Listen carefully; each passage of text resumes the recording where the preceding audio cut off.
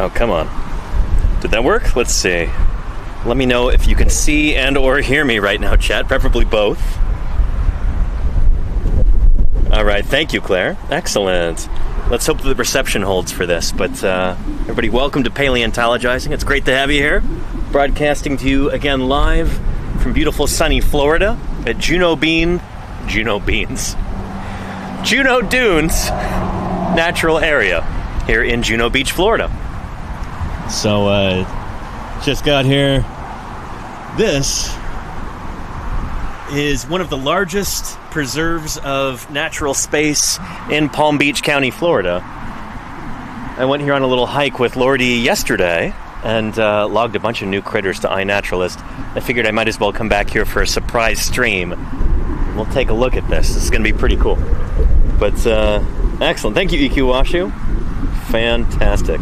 If anybody's here for the very first time, welcome to Paleontologizing.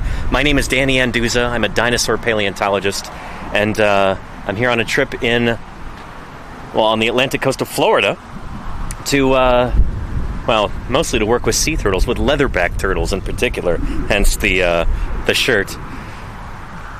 But there's so much else to see and do here that I'm interested in as a scientist, as a naturalist, as a paleontologist. So I'm here to show some of that off to you. And the beach, you can't really tell, but it is just beyond those dunes over there. There's the Atlantic Ocean. And we might get lucky and actually be able to see that if we go to the observation tower over there. We'll see. But anyhow, just want to orient you real quick before we get going with this. But, yeah. And there's Loggerhead Marine Life Center, where we're streaming from on Friday. If any of you missed that stream, check out that VOD. That was one of the coolest streams I have ever done. Loggerhead Marine Life Center is honestly one of the coolest spots on the planet. It is a sea turtle rescue facility, hospital, education and outreach center. They do a ton of science on sea turtles, including the Leatherback Project, which I was able to briefly glom onto for a couple of nights. Saturday night, I actually got to go out again with a crew. Shout out to Dr. Katie Fowler for inviting me out there. Got to see another nesting leatherback turtle, and I'll tell you about that later. I'll show you pictures when I'm back in my office.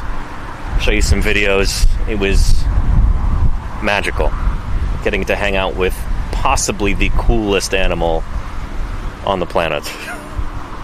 But anyway, very cool. Yeah. So again, hopefully the signal holds here. But we're here at Juno Dunes, one of Palm Beach County's natural areas, and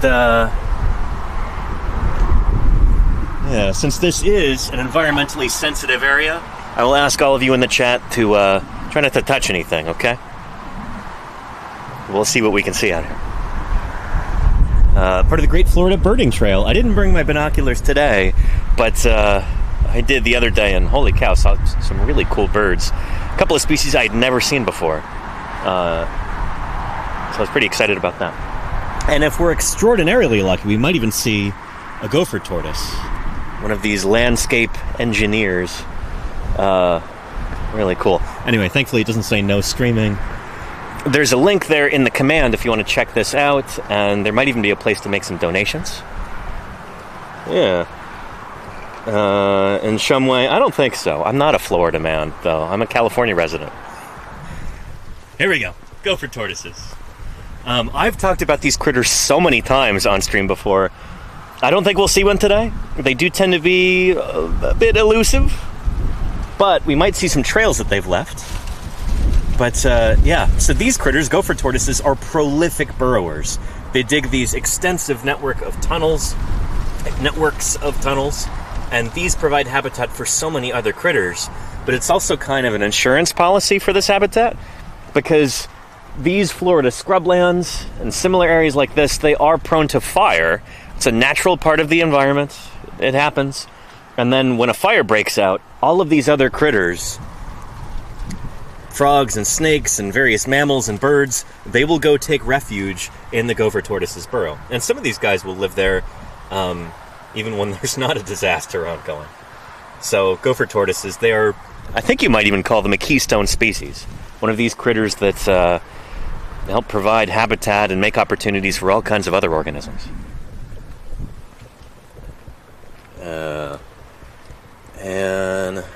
And there you go, Golganek. Yeah, bring only wonder, leave only ones and zeros. Thank you, Golganek.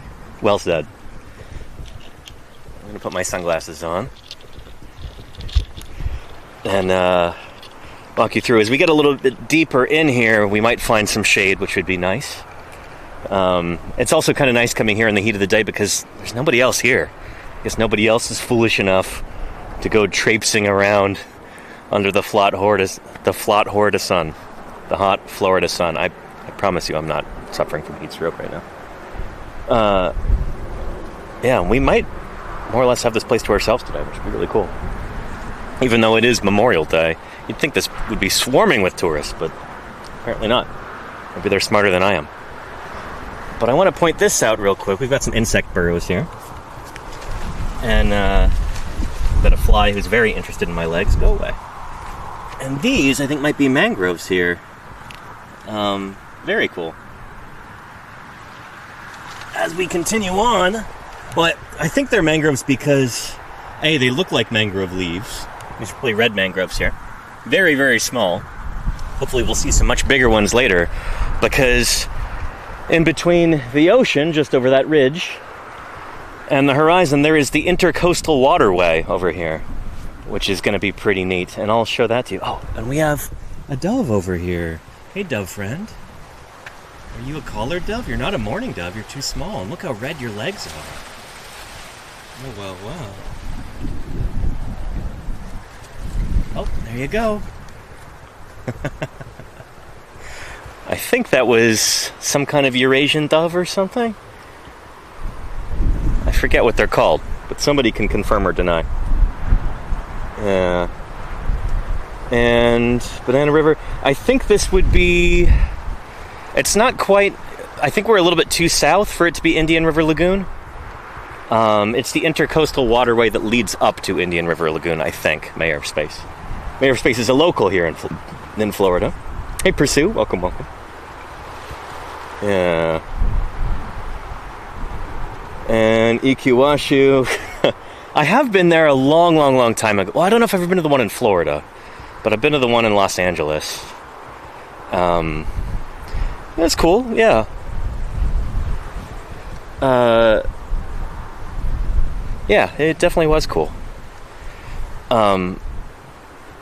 September 2024, I went on a little trip, a one-day trip to Florida. Took an overnight flight, got up in the morning and went to Dino Land at Disney's Animal Kingdom before they closed that down.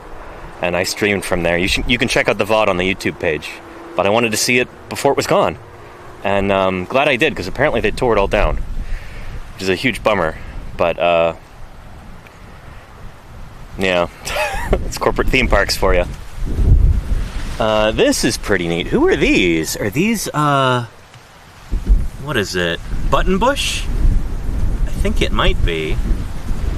Very cool. I logged some of these to iNaturalist the other day. We've got all kinds of cool wildflowers around here. Stuff that I have never seen before, being from California. And I love just how lush the vegetation is. Even during a drought here in Florida, it's still impressive. You've got this lovely scrub oak here. I wonder if it's still in genus Quercus, like the oaks back home. But then right there, we've got some epiphytic plants. So there is a plant on a plant, and there's a ton of that here. Where plants will grow on other plants. There's another one there. Some people might call these air plants, but they evolved to grow on top of other plants. And I don't know if they're parasitic, if they take nutrients from them, or if they're just kind of taking carbon dioxide from the air. Maybe both. Well, of course they're taking carbon dioxide from the air. You know what I mean. But it's neat to see all the lichens growing on this little oak as well. Yeah, so many of these epiphytic plants here. That is so cool. Yeah, are they bromeliads? Calculus? That would make sense. Cephalotaxis. Oh, cool. Yeah. Neat, neat, neat. And yeah, Claire, thank you for pulling that up. The Florida scrub habitat is an important one. This is something that is absolutely worth protecting. And as I understand it, it's difficult to protect this kind of habitat because people love to develop it, i.e. destroy it by building parking lots, Walmarts, housing developments, golf courses on top of it. So much of this habitat has been completely erased from Florida. Well, nearly completely erased. There's still beautiful little pockets of it surviving, like we have here.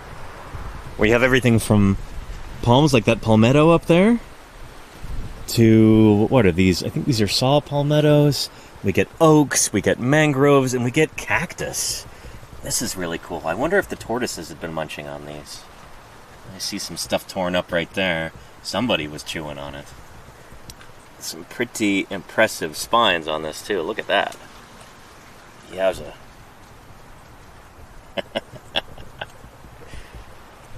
Very cool. And Mosquito Lagoon. I think this is probably Indian River Lagoon then, Mayor Space. Yeah. Oh, I just missed that, but we had some kind of squamate just scurry past. It looked really long, like it could have been a snake, like maybe a black racer. I saw a flash of a tail going into the underbrush, but we were too slow in seeing it. Alright, so here we're coming onto this boardwalk here, off the concrete, onto the boardwalk, which means that we've got water underneath here. And with water, we have ferns. This is so cool. Yeah, Quercus. Oh, thank you, Dr. Hubs. Nice. Yeah. And daughter Cuscuta, a parasitic plant. Very cool diagonal. Thank you. Yeah.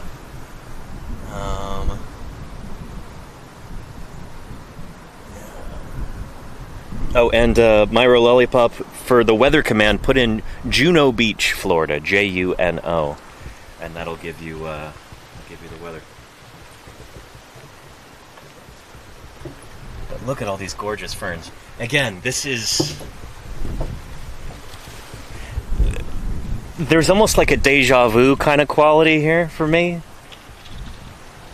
because this environment is similar in a lot of ways to the fossil environments that I work in the Hell Creek, and the Judith River, and the Almond Formation. We get similar plants. We get palms, we get ferns, we get some of these, we get earlier angiosperms, like some of the flowering plants that you see here, and it represents a similar kind of environment. Maybe kind of seasonal, but pretty warm and wet for the most part. And even a lot of the critters, the animals that you see in this environment are very similar to those in the dinosaur-bearing environments that I work in from the Cretaceous period. So you get different species of turtle, you get lizards, you get little mammals, you get a few birds here and there. And then you get things like freshwater fishes and freshwater ray-fin fishes, things like gar and bowfin. And you also get freshwater cartilaginous fishes, sharks and skates and rays and guitarfish and things like that. The same sorts of critters that you find around here today. So it's kind of funny, like it almost feels like we've gone back in time. You know what I mean? Yeah. And yeah, down there, exactly, Mayor Space, yeah. Yeah, Jupiter's just north of here. Yeah. And Casey, yeah, Lordy and I went out hiking this morning at Riverbend Park, and we were specifically looking for turtles and gators, freshwater turtles, and alligators. Didn't find any, unfortunately. But who knows, maybe we'll get lucky today. I hear this path extends... Oh, butterfly. Hey there, friend. Extends pretty far out there. Out toward the marshes and then the intercoastal waterway. And so we very well might get to see a gator. Who knows?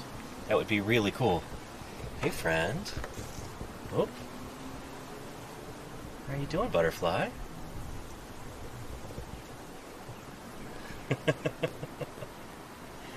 Nice.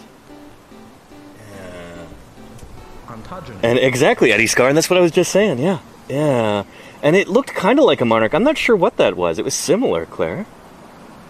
And Akira Eclipse says, are there any cool birds you've seen out there? Yes. So I got to see a swallowtail kite yesterday. Oh, hey, butterfly friend. Who are you? Oh. And that was incredibly cool. At first, I thought it was a frigate bird. Like, that's a big, weird, white frigate bird with the big forked tail.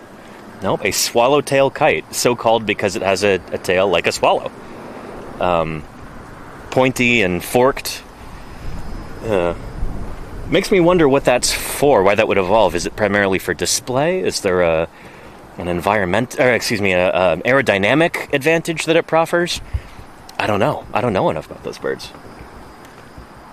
Yeah. Yeah. Anywho, let's continue on. I know there's a little... There we go. Shade structure up here ahead. I'll get some water.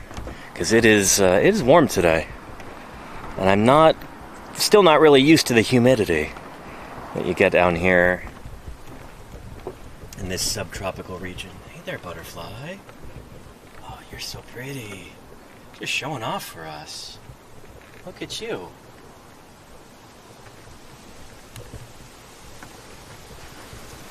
I'll see you later. Oh, you coming back? Wow.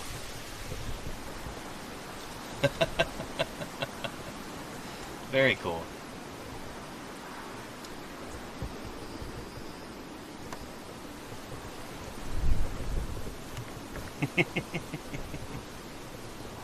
The more I learn about them, the more I love butterflies. They're such cool critters. So charismatic. Lepidoptera, you know? Gotta love them. Big chunk of the wing missing there, looks like, on that critter. But you're still flying. Like, they're surprisingly durable, resilient animals.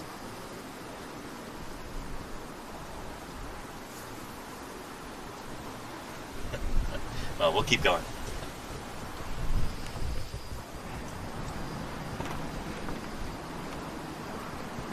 Yeah. As soon as I got in, as Lordy and I got in and to Florida on Tuesday, on the way up to Juno Beach, we stopped at Gumbo Limbo at Boca Raton and met with Dr. Jeanette Weineken and with Emily Turla up there at the FAU Marine Lab, where we're going to be streaming tomorrow. But as I was there, I was like, holy cow, I love these cycads that are planted here on the grounds. It is, as far as I know, the United States, continental United States, is only native cycad species. What is it? Zamia integrifolia, I think, the Kunti cycad, also known as the arrowhead, or the Kunti palm, even though it's not a palm. And there are these butterflies around them. I'm like, that's really cool. And Emily was telling me that they are Atala butterflies. They actually specialize in cycads. I had no idea that any butterflies do that. But the Atala butterfly, their larvae, the caterpillars, they eat cycads. So the Kunti cycad and various species of like ornamental cycad that were introduced here, they're all over them. And those butterflies at one point were nearly gone from Florida. They'd been nearly wiped out because people had over-harvested the Kuntis and there were hardly any left. But then when people started propagating them and planting them in various places and they started to come back in the natural environment too, now those butterflies are everywhere. And they're almost considered a pest in certain areas. Just because they're so common and their larvae love eating those ornamental cycads. So that was an interesting success story. Oh, let me drink some water here real quick before we continue on, because yeah, I gotta watch my hydration level. Yeah, and thank you, Diagonal. Yeah, very cool. I'm so glad you're here. This is awesome. Having some knowledgeable plant people in the chat is really cool.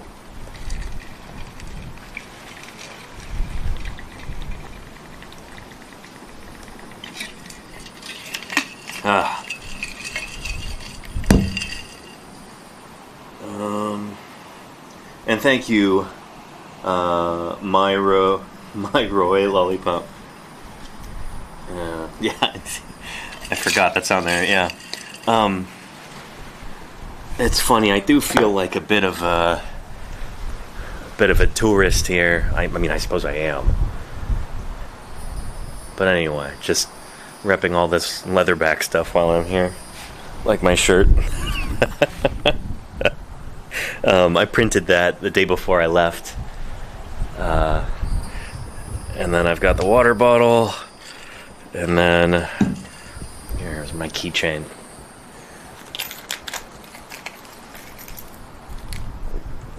There we go. It's not common to find leatherback stuff in particular. That's not the it's not the most well-represented sea turtle species in merch and what have you. So anytime I come across a leatherback thing, I kind of have to get it, because they're not common. But, yeah, anyway. Have I seen any dugongs or manatees? I was this close to seeing a manatee the other day. Oh, well, hello to you. What is... You have an inchworm here on my hat. Hello, inchworm. I wasn't expecting to see you. Oh my goodness. Here, let's put you in the shade over here next to this palmetto. Next to these lichens too. And see if you're liking that spot. There we go. Nice.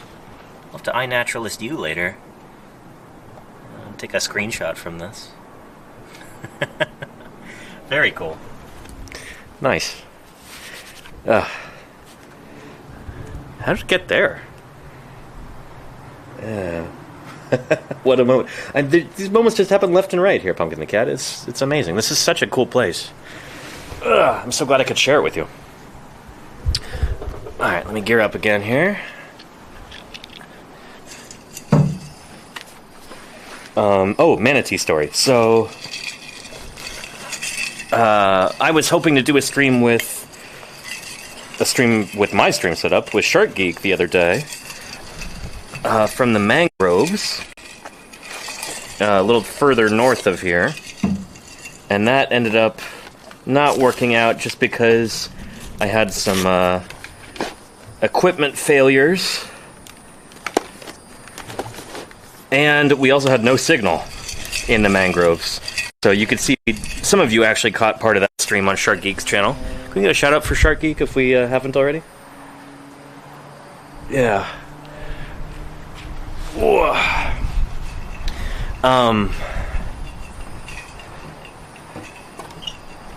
Yeah, anyway, I was briefly on his channel. We had almost no signal out there on the beach north of here.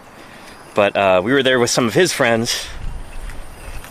One of whom was there in the water, there in the ocean right off the beach. And before we turned around to leave, to go canoe back through the mangroves and get back to the cars, I decided to go take a little bathroom break. And so, in doing that, I found a, quiet little spot up past one of the dunes. And then I hear, Danny, get down here, Danny, right now, Danny, get down here. And so I finish up and I sprint back down to the beach. And I'm like, what is it? What's going on? And I thought either their Shark Geek saw a shark, or maybe there's a daytime nesting turtle or something. But no, it was two manatees who had come up to go investigate Frank when he was there in the water. Just right off the beach. He was probably 20 feet from the shore. And apparently two manatees just swam right up to him to see what he was. And then they disappeared before I could get there. So, yeah. So it was this close to seeing a manatee. I'm hoping Lordy and I can go stop by Manatee Lagoon maybe after tomorrow's stream. And we should see some there. but haven't seen any yet. In fact, I haven't seen any Afrotheres on our Florida trip yet. That might be the only one that they have in Florida, actually, would be the what is it? West Indian manatee? Named after the West Indies, the islands. But yeah. What is the genus? It's like Trichonicus or something like that, the genus for the manatee. And no hyrax in Florida? None I've seen yet, Claire. No Sangis either. Yeah. Anyway, let's keep going. Did any of you manage to catch Shark Geek's stream? I know the audio on that was like 5 minutes delayed because we just barely had any signal there. And I couldn't even try to stream because one of my battery packs literally fell apart. The USB connector, some pieces broke off inside it, and then they were jammed inside of the USB cable.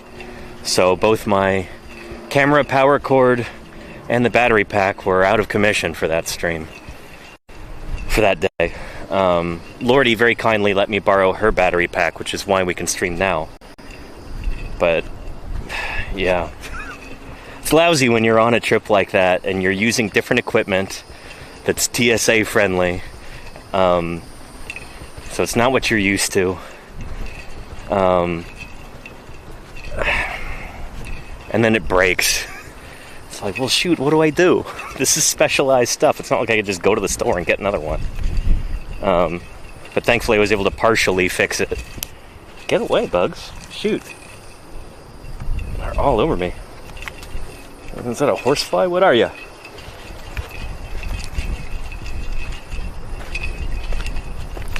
Goodness. These are persistent, guys.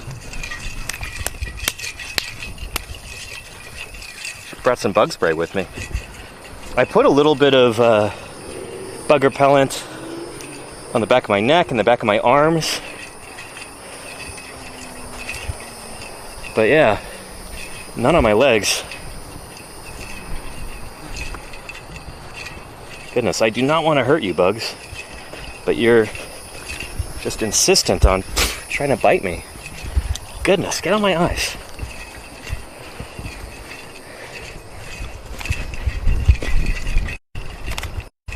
They're slow enough I can almost kick them. But they are persistent. Sorry, everybody.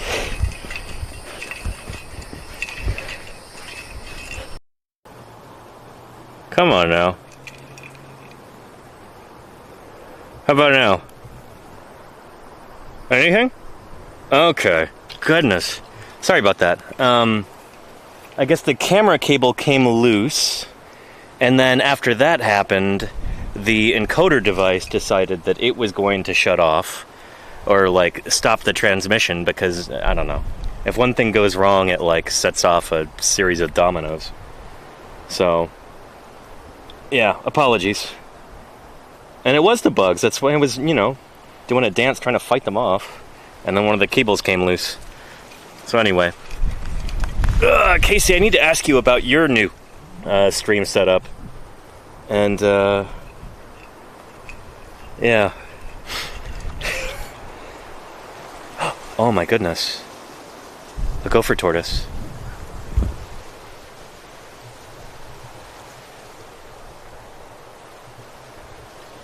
Hey there, friend.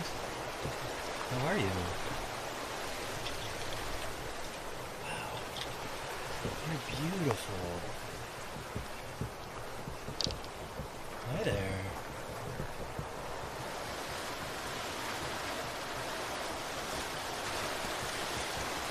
How are you? Having a good day?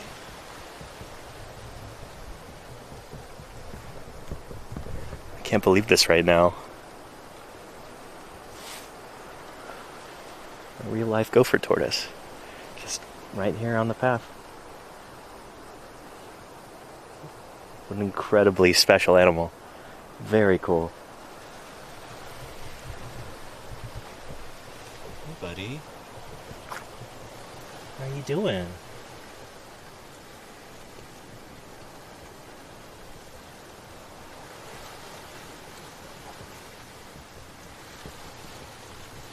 I see some grass there in her mouth. Oh. She's just chowing down. Oh, you are so cool. It's okay, you don't have to be scared. As I was saying earlier, these are ecosystem engineers. Gopher tortoises dig these networks of tunnels, burrows through the ground that provide habitat for a whole host of other species. And when there's a fire in this landscape, which is not uncommon, it's part of living here, is, you know, seeing fires go through and kind of clean out the underbrush and everything. When fires sweep through, lots of different critters will take refuge in these tortoises' burrows. So saving these tortoises can help save so many other species in this landscape too.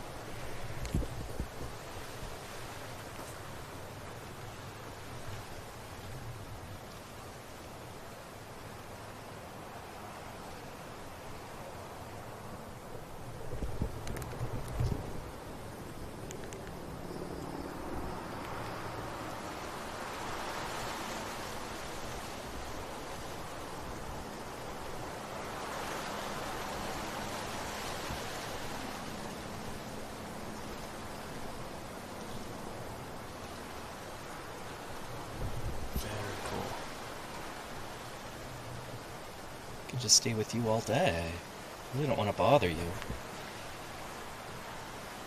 You are beautiful. What a cool critter. I wonder if these individual tortoises are tagged and monitored by the staff here. Because they are such important critters.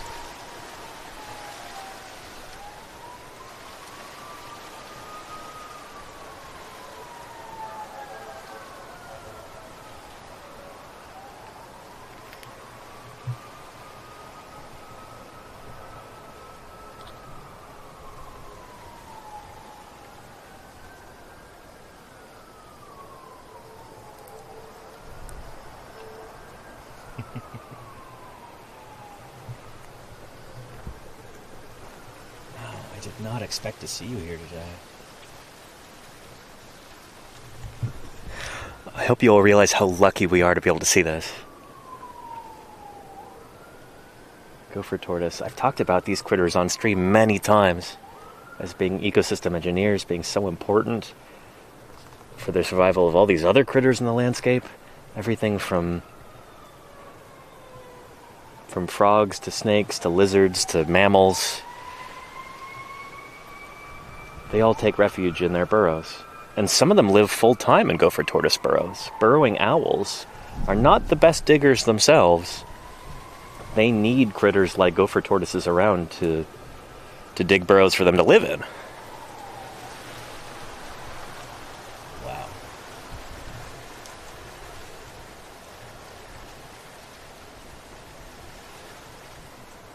Yeah.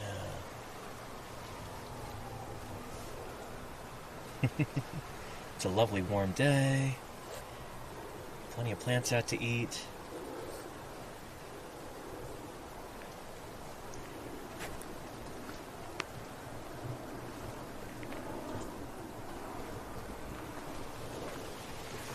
You see those big scales along the forelegs there? Basically like armor plating for when they're tramping through the underbrush.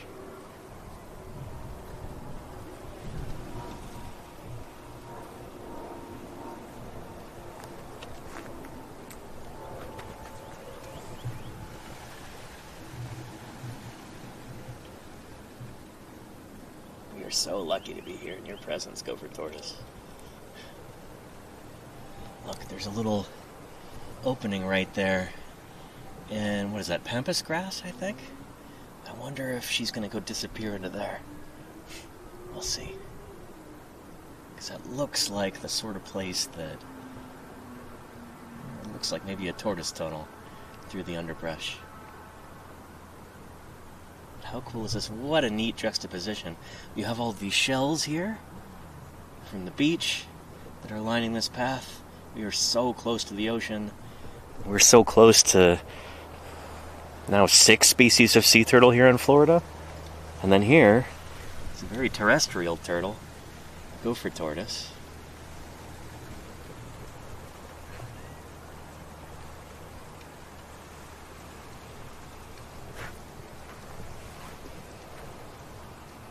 Jazzy Cat says, how big is she?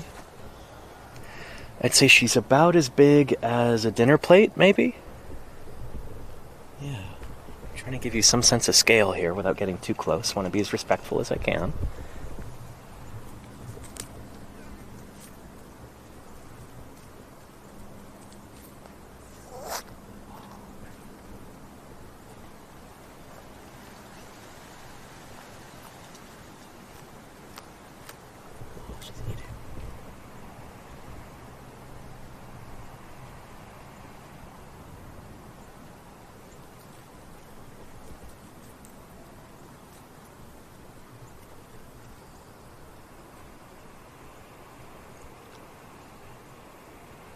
They're beautiful.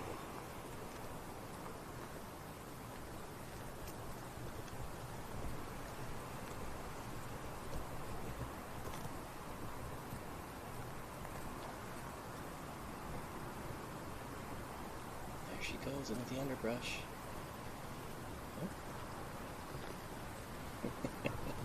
She's got such a nice, convenient trail to walk on here.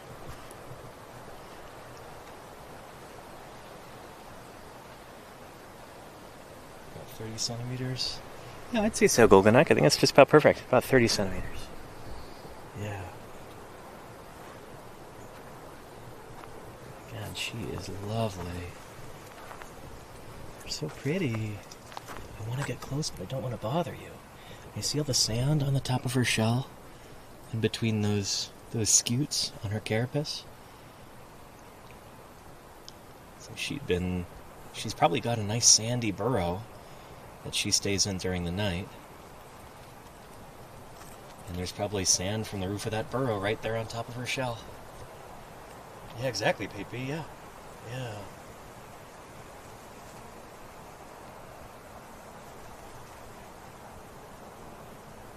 Very cool. Yeah.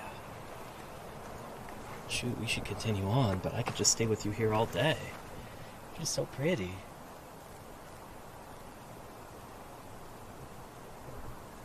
Well,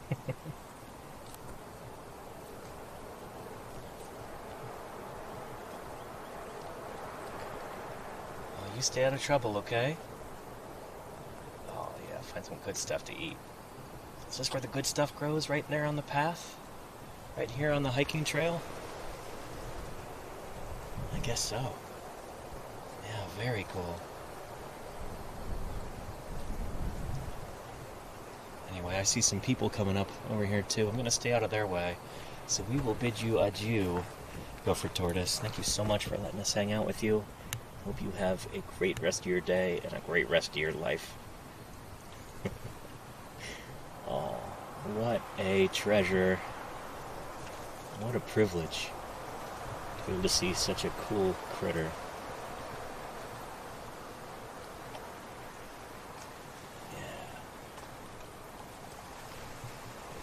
Oh,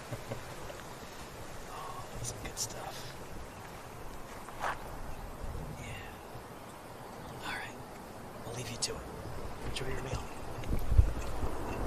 And there's another one. Oh my goodness.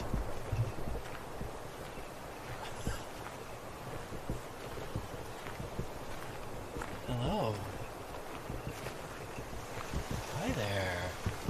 So good to see you guys thriving out here. What a joy. Good to see multiple gopher tortoises.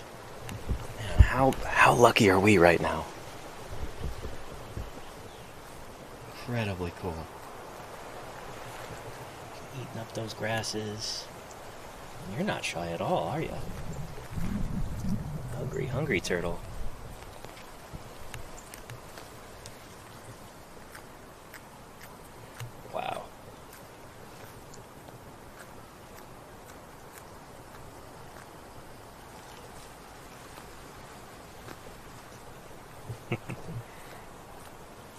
Incredibly cool.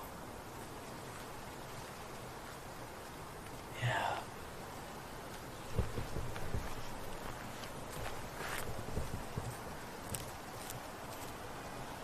Look at you.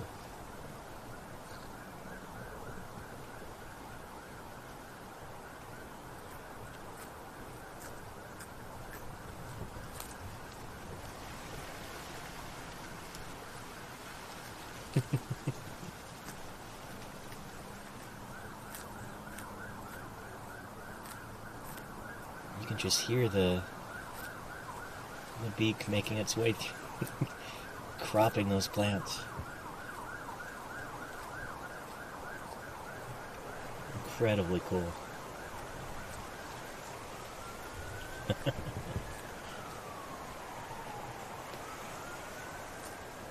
Just look at that. Hi there. Doing well. How are you doing?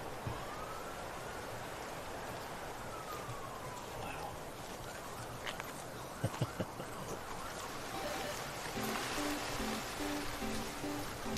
Ontogeny.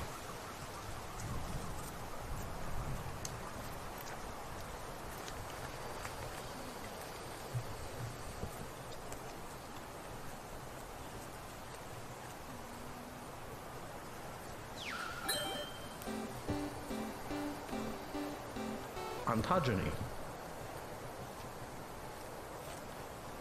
Very cool. Hey, Ios, how are you doing? How lucky are we? Gopher tortoises. It's our second one we've seen. You were beautiful.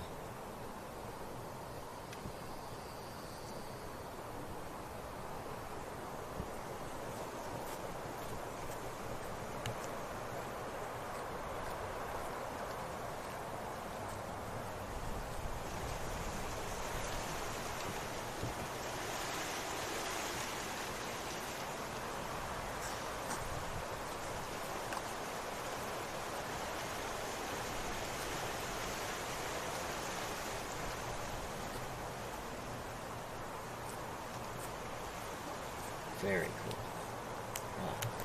I'll let her continue to have her meal in peace here. We'll move on and we'll see what else we can see. I don't think anything's going to top that. Turn the stream off right now. My goodness. Just rest here in the shade for a minute, but holy moly. Gopher tortoises. 2 of them. Yeah. I hope you recognize how lucky we are to have seen that, chat. Holy cow. Yeah. Let's continue on over here. This is about where I turned around when I was out here with Lordy the other day. I'm gonna take a quick swig of water and we'll continue on. And everyone is concerned there are gators nearby because there are tortoises. Don't worry, everybody. Goodness. Alligators are not... They're not dangerous animals. There's literally like hundreds of thousands of them that live in Florida, and attacks on people are extremely rare. And we're not in like the sort of habitat at the moment where we would find alligators, so don't sweat it.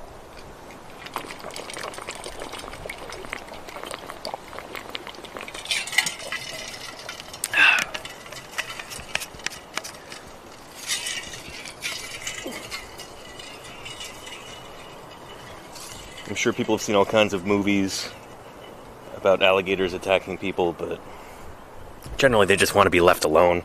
They're much like sharks, you know? They get a really bad rap.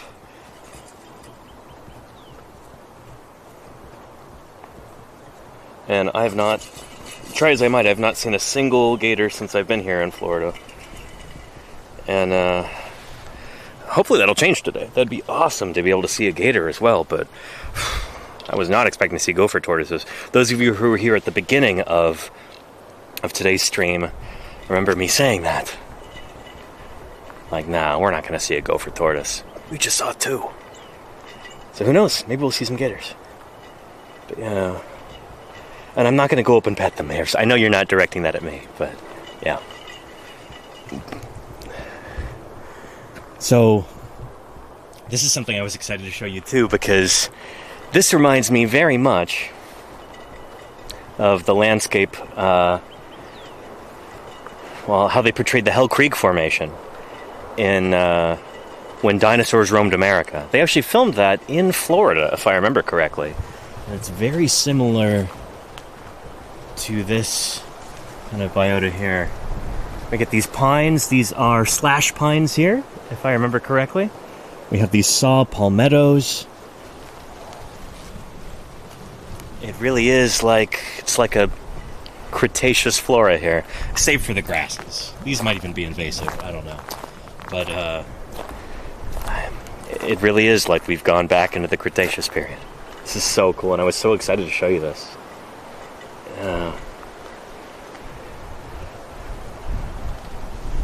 Oh, that breeze is nice.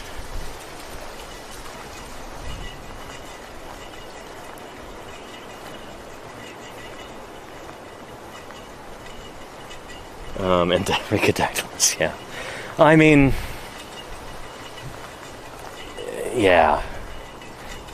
Florida has so much going for it. I just wish this state had better leadership, you know what I mean?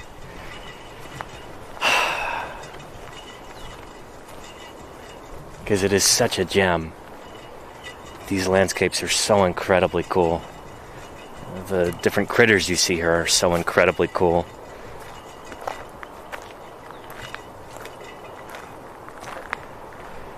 I love that there are these pockets of preserved nature here. You can see through the trees. There are high-rise hotels just over there. Somebody was remarking that they heard a police siren earlier. We are socked in on all sides by development. You know, demolishing nature to build more parking lots and stuff. Yeah. But let's hope that these natural preserves like this become seeds for future undevelopment. You know, making more space for nature here, because that's what brought me to Florida. You know, even if we're talking about economics, if we're talking about the local economy, I wouldn't have come here if this was all luxury hotels and parking lots. Pfft, nuts to that. You can get that anywhere.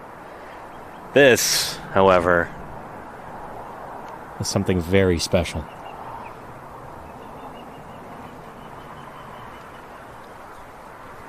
Let's go take a look. We'll walk to the lagoon overlook over here. And we'll see what's on the other side. I did see a swallowtail kite earlier, but it was way too far away for you to be able to see it on camera. If we get really lucky, we might see one fly overhead. But that was really cool seeing that yesterday. Yeah. Anywho.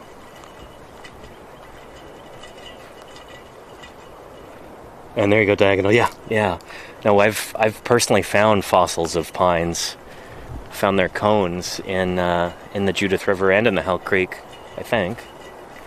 If memory serves. But yeah, they're around. They've been around for a good while. Diagonal, you would know this. Does it have to be in genus Pinus to be considered a pine, or is it more of a family or a suborder or something like that? Let me know. I'm sure you know. Yeah. And what's the temperature today? I don't know. I don't really want to think about it. Yeah. All pines are in genus Pinus. Interesting, diagonal. So that means those ones we have from the Cretaceous are in the same genus? Man, plant genera are wild. They could be so speciose. So many species. Like the idea that a genus like that can last 70 million years. That's nuts. Again, I just love this. Seeing these ferns come up through here. You can tell which areas get a little bit wetter. These look to me almost like sword ferns. I think I posted these to iNaturalist the other day, but I don't remember what they are. But they look a lot like our western sword fern that we get back in California.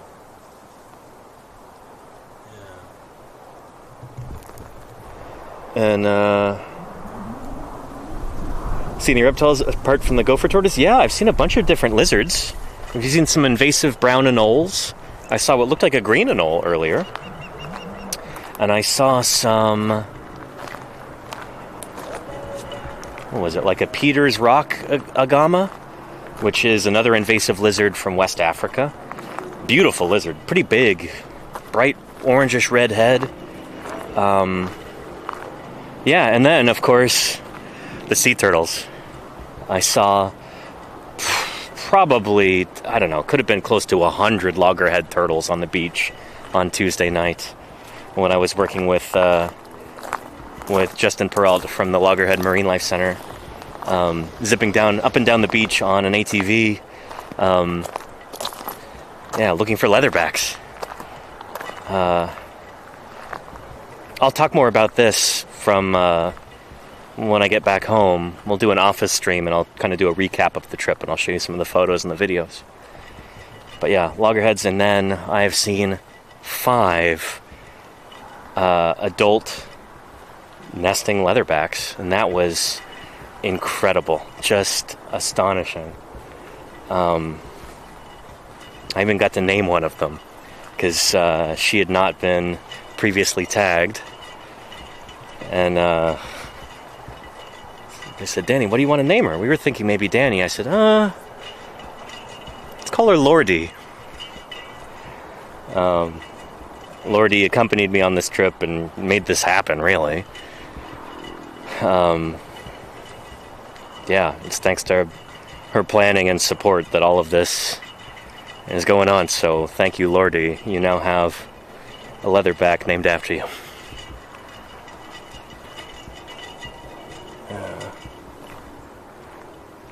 Night and all. Interesting layer space, yeah. Oh, and that was a crab, I think. Just scuttling across, yeah. Let's see if we can catch it before... Right there. Goes into its burrow? Yep. Interesting. And I don't know what these flowers are here. This is some cool stuff, but... These are mangroves here. So... everything must be really sandy and salty right here for the mangroves to be thriving. And there must be some water back there too. I know crabs like this don't like it where it's really dry, so we're probably getting pretty close to the lagoon. Yeah.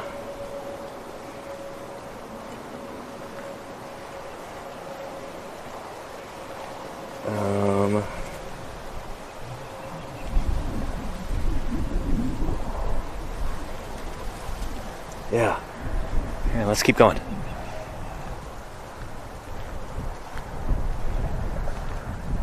Here's some kind of bird making a repetitive call. It almost sounds like a bald eagle, but not quite. I wonder if that's the swallowtail kite. I don't know what they sound like.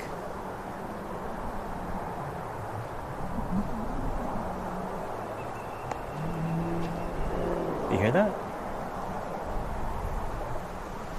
Probably hear the traffic noise too. Again, there's Highway 1 is right over there. There's a fish crow right over there. Yeah, who is that? That could very well be a kite. Huh. It could be a osprey. Let's try Merlin real quick. That's a great idea. It's the Merlin app. Here. Sound ID.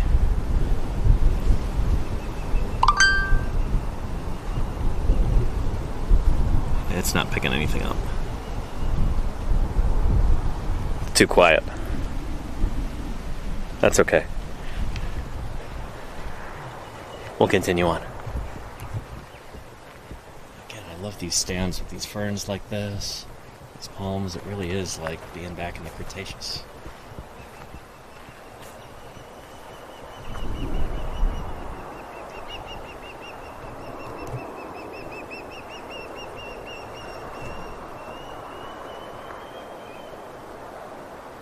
Can you show the underside of the fern frond diagonal? You bet.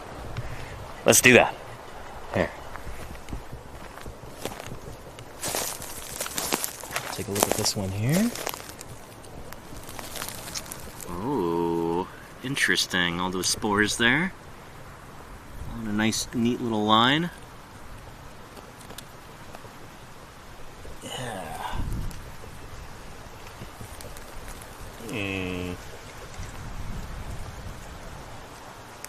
Oh, there was, what was it? It was like a sharp Saurus fern or something like that.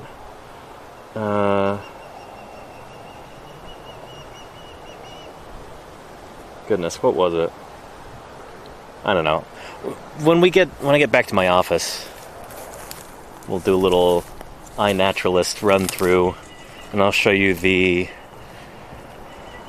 I think it's close to 60 species now that I've logged since arriving. So this has been a boon for, I don't think it's Camptosaurus. Oh, something Midsaurus fern. It was like, let me look it up. Let's go stand over here in the shade, and I'll do that.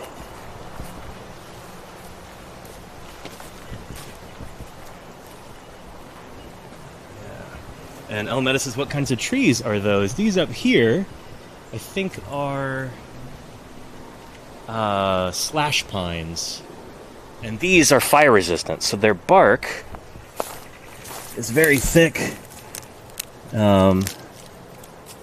very layered like that, and so they can get kind of licked by flames and doesn't kill the tree. And then we'll get some palmettos through here, and I'm not sure what that is. That might be a Florida strangling fig there, which is not a fake name. I didn't just make that up. But it's a tree that starts off as a parasitic plant, and then it eventually just like takes over the other plant and then stands on its own. So I'm pretty sure that's what that is. But we'll go take a closer look in a second. But let me look at iNaturalist real quick first.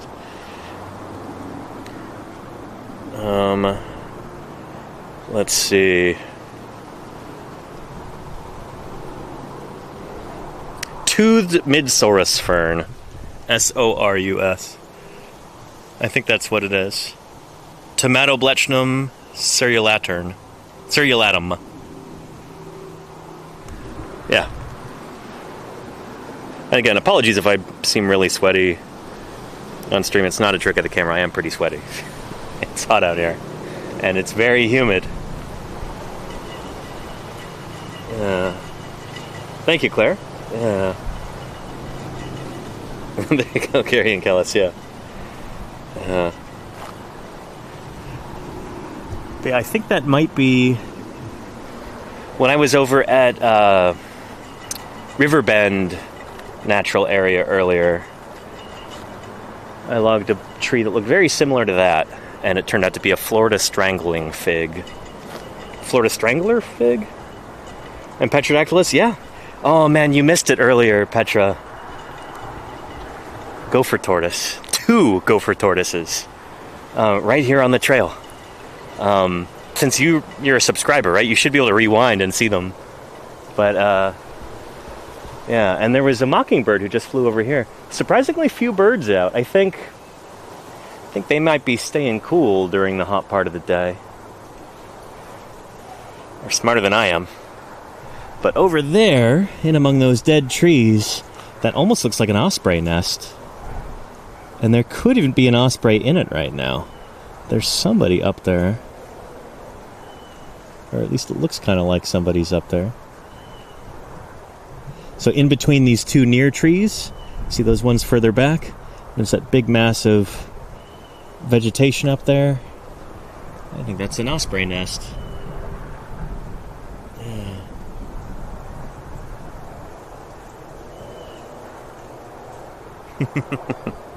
Very cool. More mangroves here. More palms.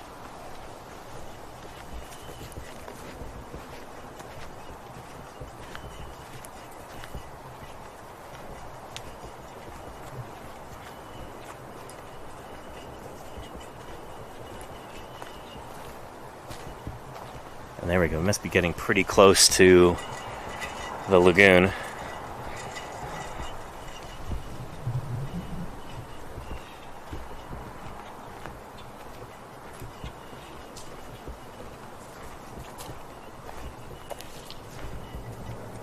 Somebody was moving around in there.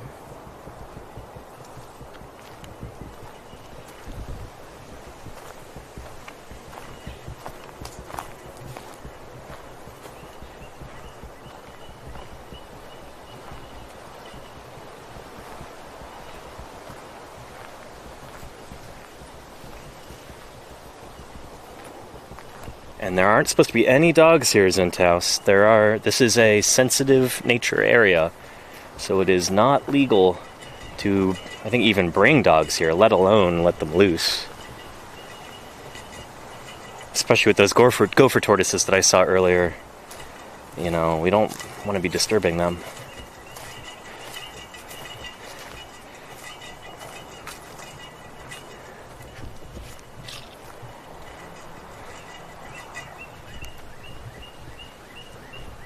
I sense we're getting close to some water.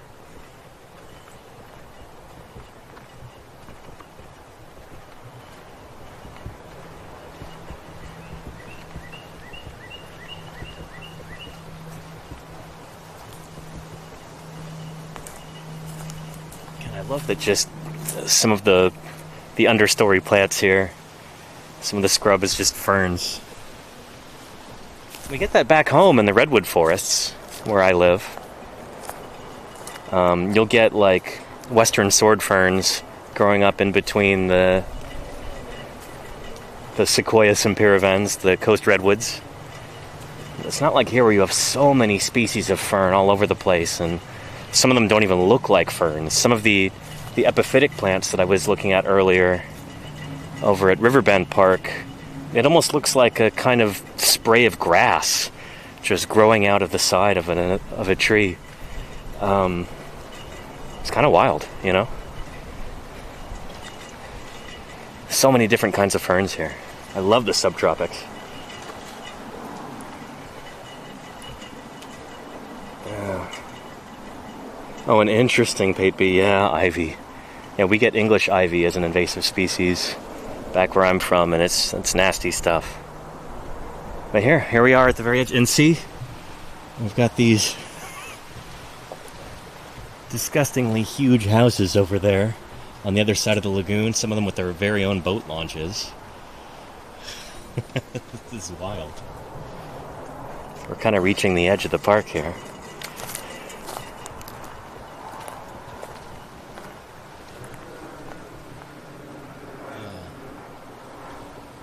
So apparently that is the Intercoastal Waterway.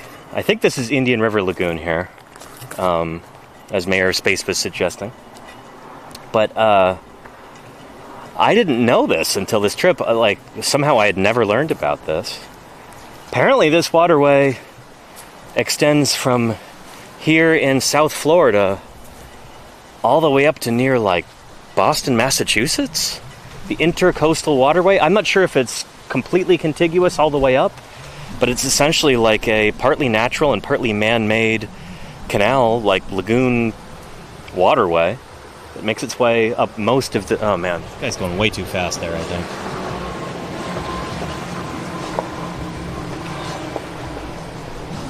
Obnoxious. I also learned that apparently a boat like that with 3 or 4 engines on the back, those can run $300,000, $400,000 for like a rapidly depreciating asset. Who would spend money on something like that? I don't get it. But it's not continuous, but it's charted all the way. Interesting, Slug Biker. Okay, yeah. But yeah, we've got some boats going way too fast through here. That's probably a no-wake area. In fact, there very well might be manatees in there.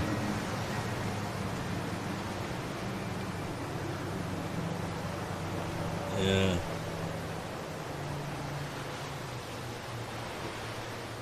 Lenina says that would fund a lot of field work. Oh boy, would it? Yeah, shoot. And with that kind of money, think of the number of new dinosaurs we could discover. $300,000 or $400,000.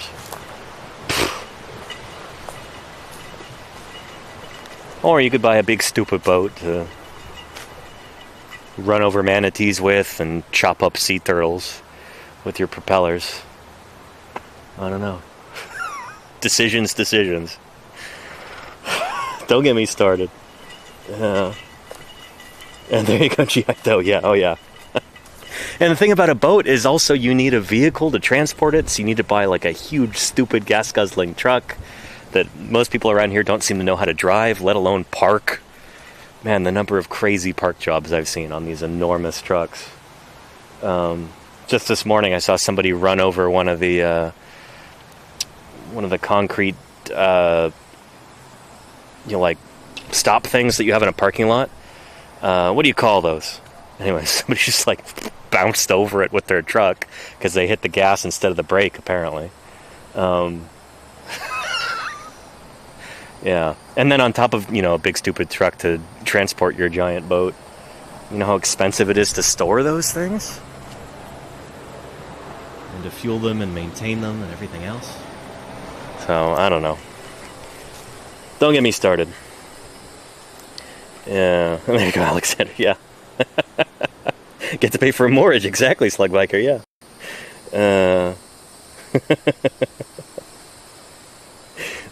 There you go, Myroy. Yeah. All right. Let's continue. I hear there's supposed to be a big, like a lookout tower over here. Let's see if we can find that.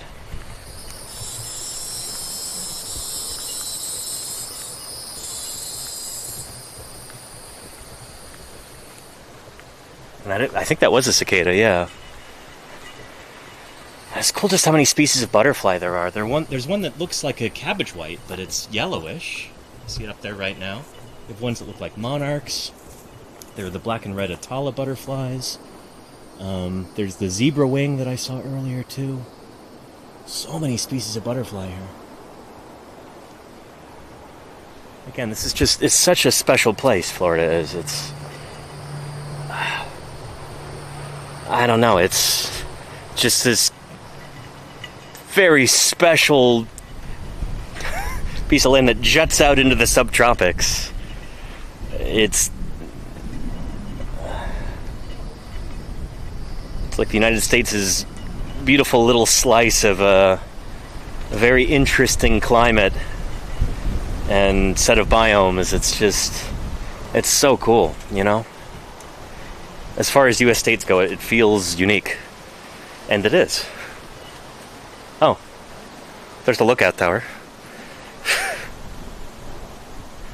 Should we climb it?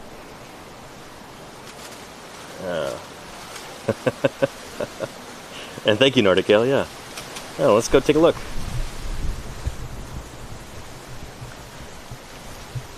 Here, maybe we'll go up there in a minute. But there's those people we saw earlier, too. We'll let them go by. But let me get some water for the moment.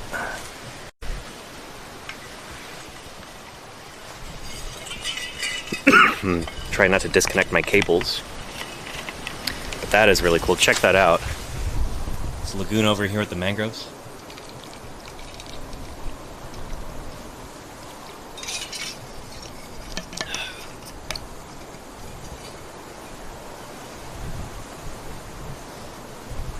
Very cool.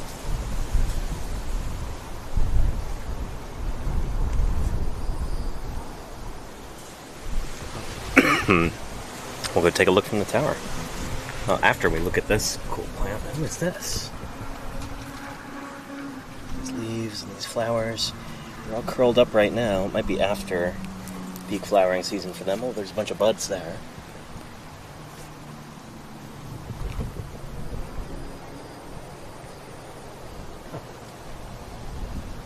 Is that kudzu? I wouldn't know. I've never...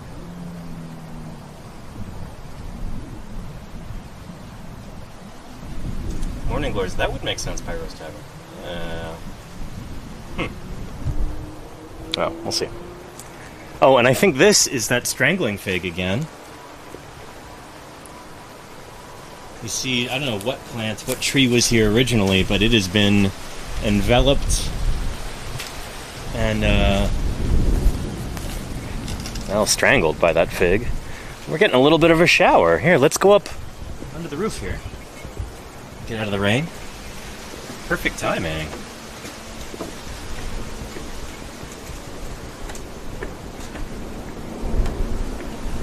Wow, look at that. Gorgeous. So I don't know if that's fresh or salt water down there, but the mangroves certainly like it.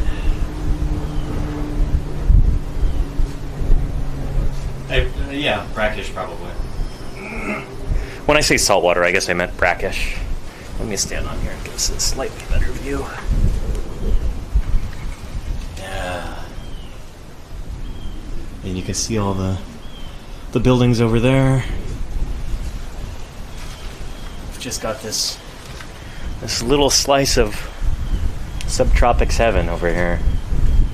It's a beautiful piece of natural Florida landscape. Preserved for anybody to enjoy. It's, again, free admission here. It's just a local park. Imagine this being the local park down the street from where you live, you know? Pretty special. Yeah.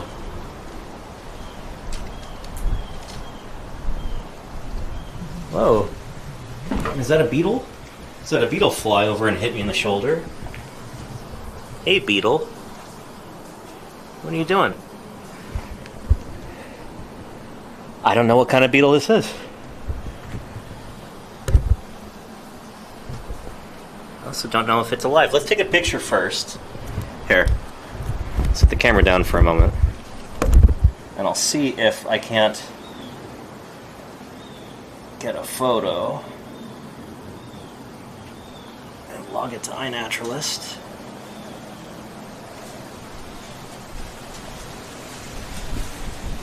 Alright, let's see here.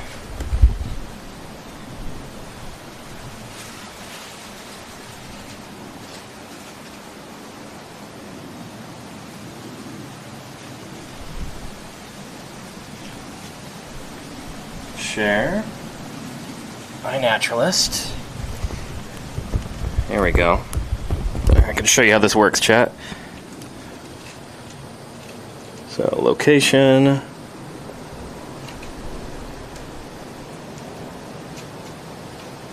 There we are, Juno Beach, Florida. What did we see?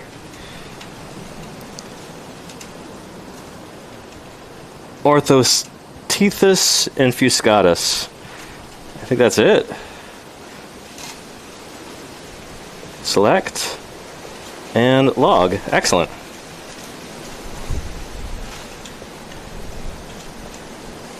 As you can see, I'm up to 663 observations now. I started off with fewer than 600, so we've been doing pretty well. Yeah, superb.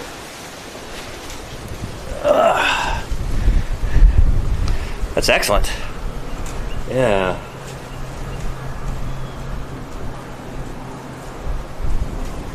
Oh. Our beetle friend is taken off. Either blown away by the wind. I don't know if it was dead or if it was alive. I didn't actually touch it.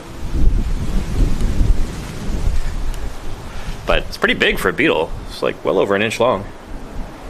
Yeah. And that app is called iNaturalist, Mother of Cats. This is...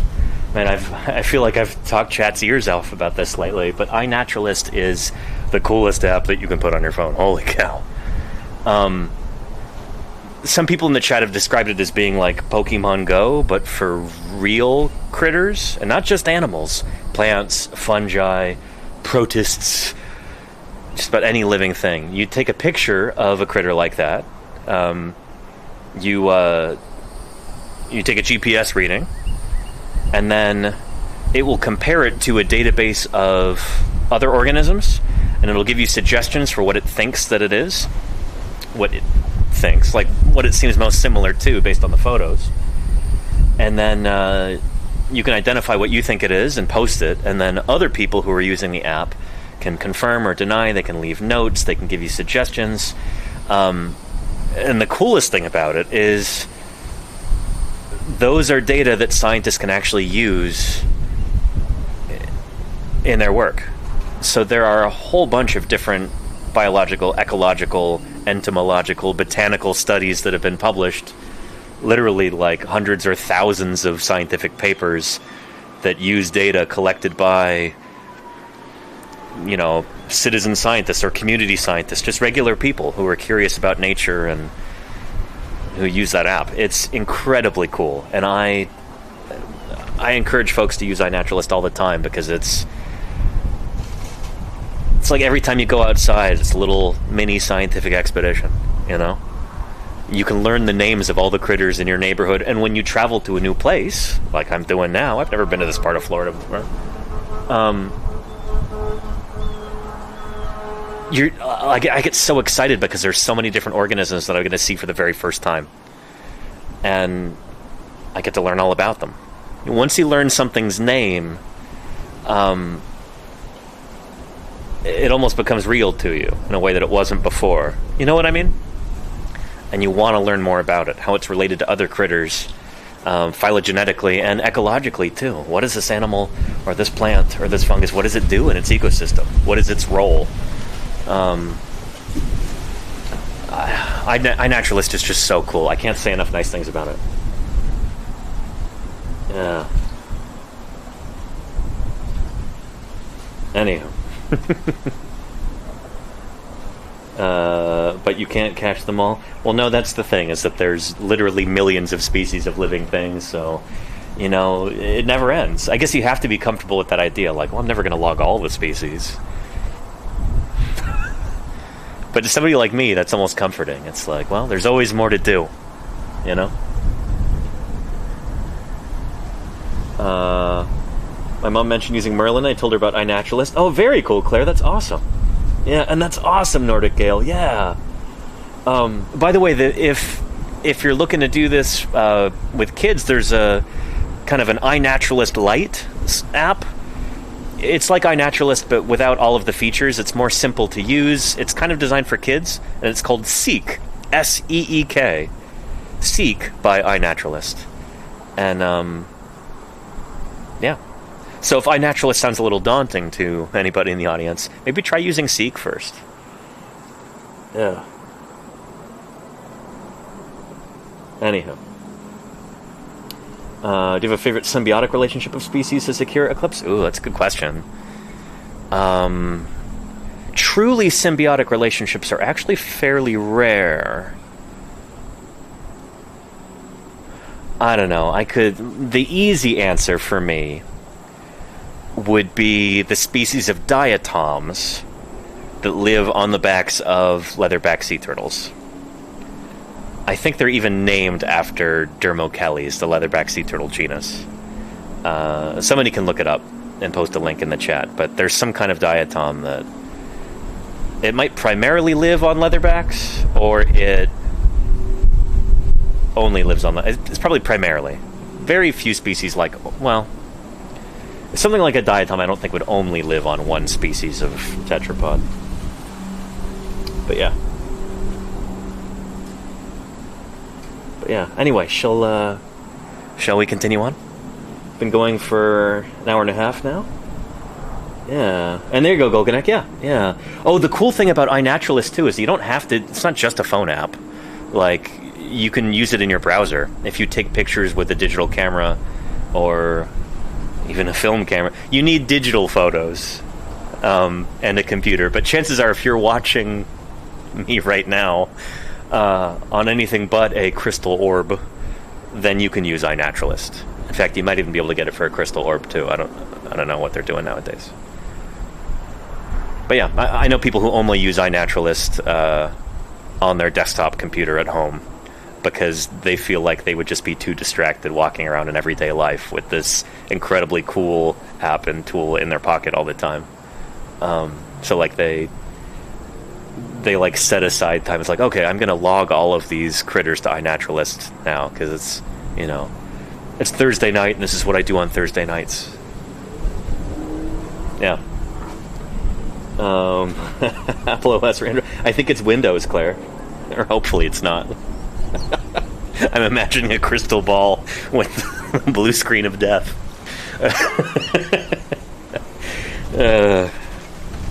Let's continue. See what else we can see here. And Golden says, I just worry I wouldn't have the location data. That's the thing, is you can log that manually. You can pull up a little map, and then you can, yeah, you just pinpoint where you took the photo. It's kind of an honor system thing, you know? Like, you know, I solemnly swear that I saw this critter in this spot. And, yeah. Oh, this is so cool, look. Saving Florida's gopher tortoises. I don't swim, don't put me in the water. The idea that enough people have done that they have to put a sign here saying don't put me in the water is a little disconcerting. They dig burrows on land 8 to 12 feet deep and up to 40 feet long. My burrow provides shelter to other animals too, like indigo snakes, Florida mice, gopher frogs, and burrowing owls. I'm protected, don't touch me or my burrow. So this is why we were keeping our distance from this lovely critter earlier. Because, yeah, it is a third-degree felony to harass these critters. So, again, that's why we were keeping a respectful distance earlier. I would have loved to have been able to give you, like, an up-close shot of that gopher tortoise eating, but these are protected creatures. They are rare. They may or may not be endangered. Somebody can tell me in the chat what their IUCN status is on the red list. But, yeah, so cool that we got to see 2 of these critters earlier. And I was going to say, these look like they're tracks, but I don't... That doesn't seem right. These are 2... No. These are something else. These could be antlions or something. All through here. These craters. Like that one there, in between the pine needles. I wonder what these are. Here, let's take a look. Look at this one here. Let's see...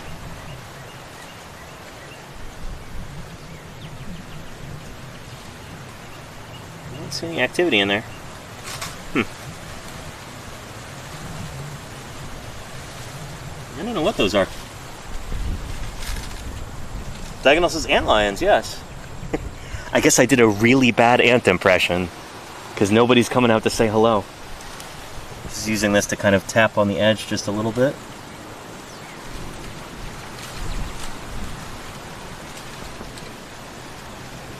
Here's an ant here. You gonna venture in?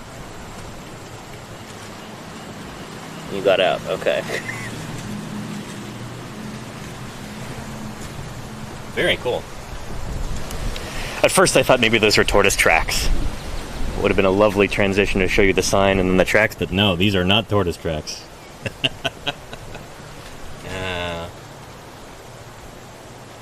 And Dire Beast Rex says, can we check the purple flower under the tower with Unnaturalist before we go further?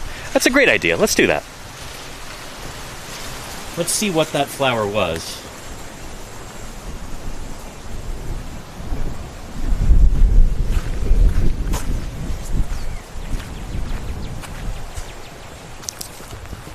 Okay.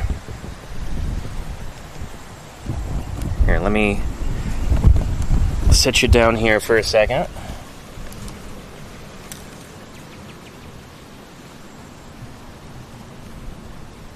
Take a photo.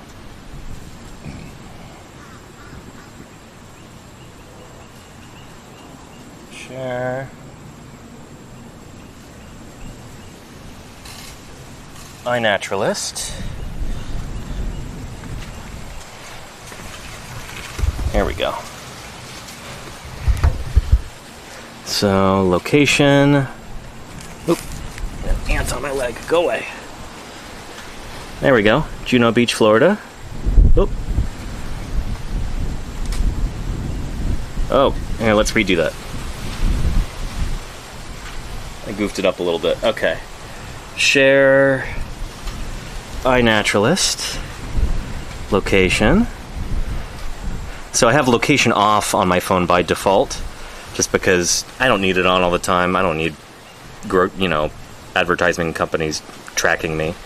So I had to hit the little locate button. Doesn't do it automatically. I do that manually. And so yeah, here it's got our location in Juno Beach, Florida.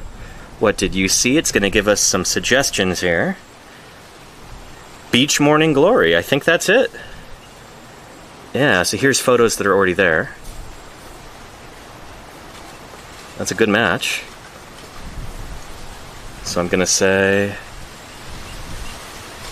select and log. Excellent. So now it's showing up here in my observations. It's uploading right now. Yeah, I'm at 663 observations, 530 species. Not too shabby.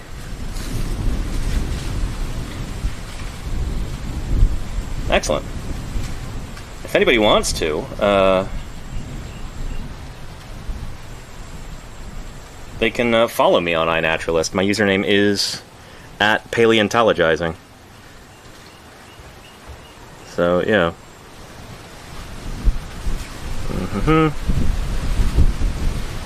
And we'll go over some of this stuff when I'm back in my office, too. It'd be nice to do a little kind of recap of all the different species I got to see while here in Florida.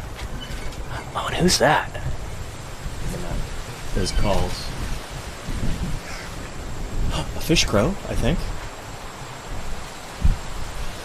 It's funny, the fish crows look almost exactly like the American crow, but they sound different, and they're a little smaller. Ooh, who's that? Is that a scrub jay? There's our crow. I think that might be a Florida scrub jay up there. Another crow.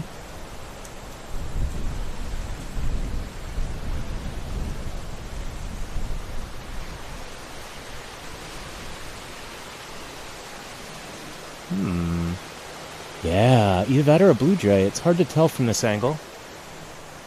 I want to say that's a blue jay. I thought I saw like a chin strap kind of thing going on there, which feels more blue jay than scrub jay.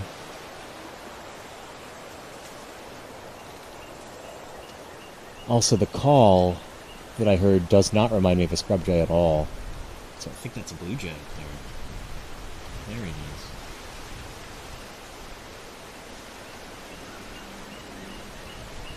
Awesome. Well, let's continue on, shall we? I think we're about halfway through. Let's continue. And Dire Beast Rex says, my partner lives in northern Florida. It was so lovely to see all the different kinds of birds when I went to visit. Very cool, Dire Beast Rex. That's, again, one of the cool things about being a naturalist, if that doesn't sound too hoity-toity. One of the cool things about being interested in nature is you notice and you enjoy things so much more when you travel. You know, the plants and the animals and the other critters around, they're not just backdrop. They're characters in a story. And you get really excited when you meet them. When you're paying attention to these things. When you're tuned into all that, you know? So like the cicadas that I'm hearing right now, I think those are cicadas. I hear something like that, and I think, as a naturalist, why do we have these here but not back home in California? And what is that cicada doing? Is it calling to potential mates? Is it guarding territory? Is it just happy to be alive and it's expressing that?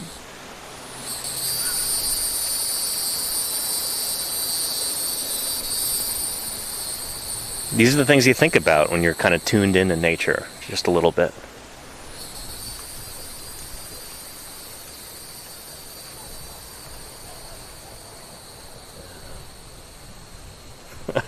Exactly, Charlie's Dragon, yeah.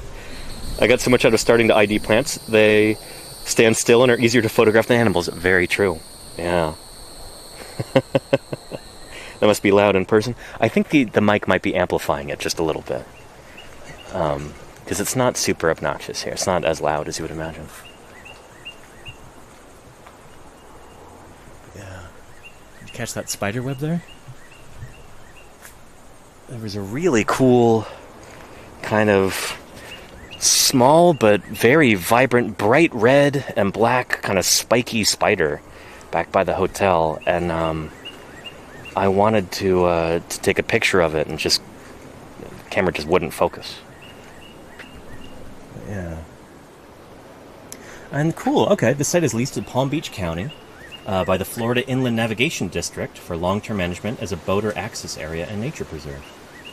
We encourage you to enjoy the site through recreational activities such as boating, walking, photography, bird watching, and observing natural history, one of my favorite phrases. Yeah. It doesn't say live streaming, but the sign is maybe not very recent based on its appearance. Yeah. Very cool. So let's see, we are here right now on the map, and I came in, where was that? Over here. Yeah, so it doesn't look like it loops around. Looks like we might have to retrace our steps, but that's cool. Florida-friendly boating.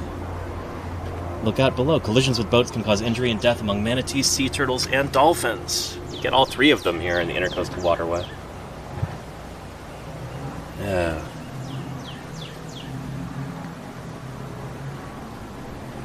So this honestly is one of the worst times of the year for boat strikes on manatees and sea turtles and dolphins. It's a holiday weekend, and there's a lot of yahoos out here going way too fast on these boats. You see these wakes here. This is probably supposed to be a no-wake area, I imagine. And people are just screaming on through here.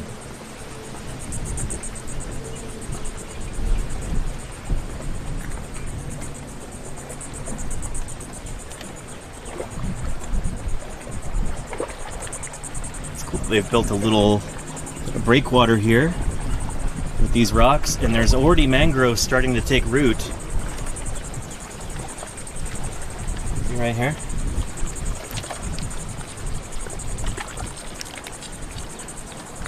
So eventually,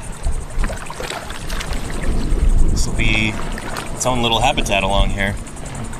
We're seeing that happen over here. Oh, and hello. We have a heron right there. I have not seen you. Are you a little blue heron? You're beautiful. Right there. My goodness.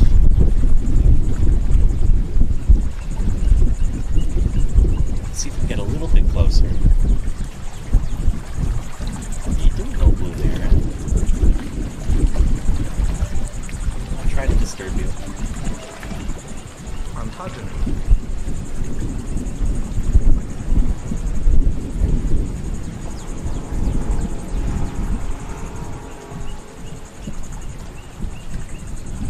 Oh, you're okay.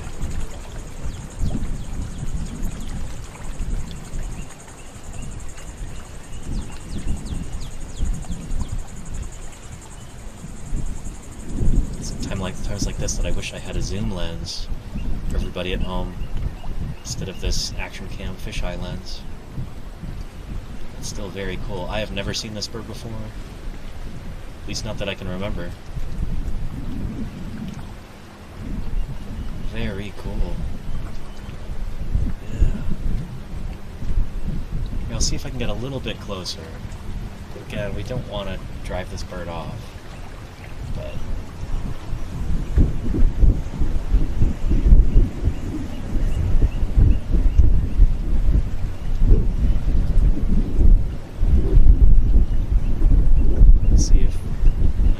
off on their own accord.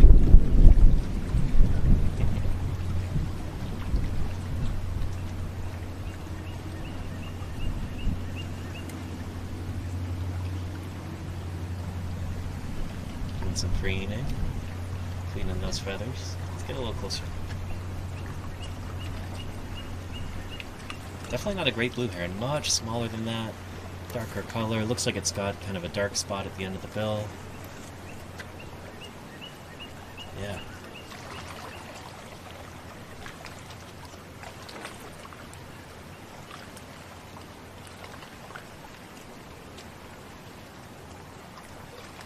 I'm trying not to approach. There we go. She's got her head down, so I don't want her to think that we're sneaking up on her. Hey, we're just saying hello. It's okay, you don't have to fly off. We're just hanging out.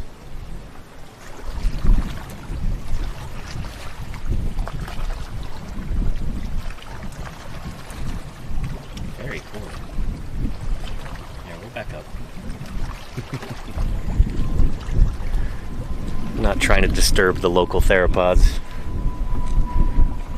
Yeah. Very cool. PB says I had no idea there were other blue herons. Oh yeah. No, there's several species that are kind of bluish or grayish colored. It's funny because the little blue heron is bluer than the great blue heron is. Yeah. I don't know what that bird is. It sounds like a laser beam. Pew, pew, pew, pew, pew. What is that? Maybe we'll break out the Merlin app.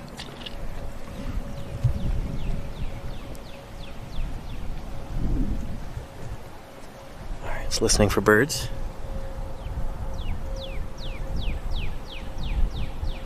Northern cardinal. Well, well, well. I haven't seen one of those yet, but I know I've heard them. Cool. That's awesome. Northern cardinal. It's funny, I think of them as being like cold weather birds. I've seen tons of northern cardinals up in Wisconsin during the winter. I used to go up to Wisconsin with my girlfriend from college. So we visited her family for I think a couple of different New Years down in southern Wisconsin, Dane County, near Madison. And it's like cardinals galore down there. It's always funny for me to see them in a subtropical environment. Like, what are you doing here? I thought you're a Christmas time bird. It's funny the associations that we make with different critters. Yeah, it's a little goofy. Oh, where'd you go, chat? There you are. Excellent. Yeah. Very cool. And look at these. I wonder what that is. Is this our mangrove again? It's got these weird, like, beanie seed pod things coming down. Mangroves are such cool plants. As I've learned, mangroves are not actually a taxonomic group. They're not a phylogenetic group. Mangrove is just a name for different kinds of plants from different families that have all adapted to this kind of brackish water environment. So they're all highly salt tolerant. They tend to send down these projections off of their branches that become kind of roots in the water. And so they can expand outward and they can basically build themselves little islands. Because as those roots go down and cement themselves into the substrate, they help reduce erosion. So you can get buildup of sediment there. And that in turn provides habitat for all kinds of different critters, different invertebrates, different fishes, even different reptiles. So habitats like this, mangrove, are extremely important because they act as like breeding and spawning and nursery grounds for all kinds of different critters, especially different fishes. Ray-finned fishes and cartilaginous fishes like sharks and skates and rays. When I was out at the mangroves north of here with Shark Geek, he was talking about how bull sharks will come up into there and that's where we'll have their pups. And then you'll just have tiny little bull sharks swimming around, growing and learning in that environment. Super cool. Yeah. And lemon sharks, exactly, Alexander. Yeah, lemon sharks are, that's one that I forgot, but that's what Shark Geek was mentioning. Yeah, very disagreeable bird. Nuh-uh. Nuh-uh. I promise, I'm telling the truth, birdo. Very, very contradictory bird. Is that a heron?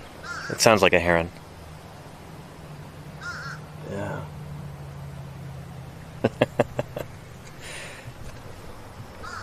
Yeah. Oh, that might have been a coach whip that I saw earlier. Or it could have been a race runner. there was some kind of squamate that was long and dark colored.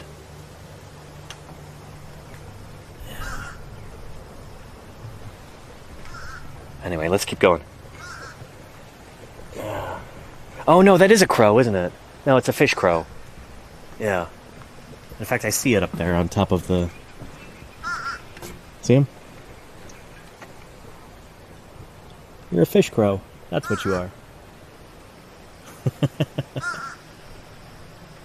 I don't remember the species name for fish crow, but they're very different from Corvus brachyrhynchus, the American crow. Very different call. They're a little bit smaller, but they look nearly identical.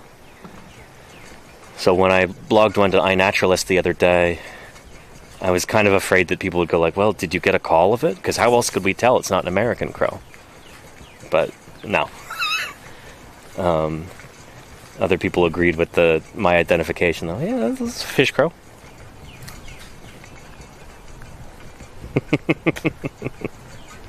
Oh, Suffragus, that's it, diagonal. Thank you. Yeah. Yeah. There's that cardinal again. Pew, pew, pew, pew, pew. Laser bird.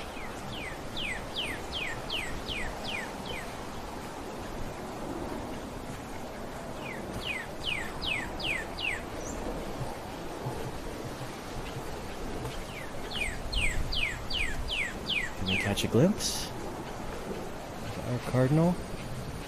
Maybe not. Oh, there's a blue jay. That's such a weird noise. I'm not used to that. There's our cardinal again.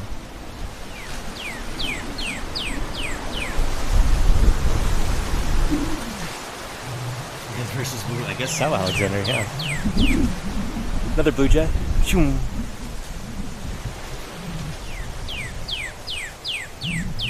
I'm not even going to try and spot the cardinal. We can hear it, and that's good enough. Such a distinctive sound. Alright, here's our tower again. So we're going to be retracing our steps a bit. And, who knows, maybe we'll even see some more gopher tortoises. Could we be so lucky? I don't know. I'm not going to... No, not a chance. We already got way too lucky. Oh, and... Uh-oh. Somebody littered some trash here.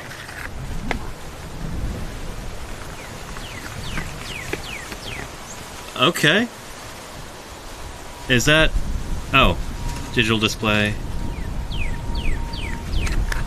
At first I thought this was a pregnancy test. It's a vape card. Okay. I'm gonna pocket that, and we'll put it in the trash.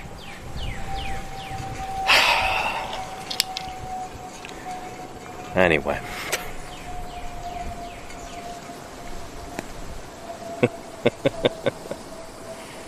Luckily, it seems that they only littered the actual box. Big gay clown. Yeah. If it was a test. I mean, if we're being real, this isn't exactly the sort of place you take a pregnancy test.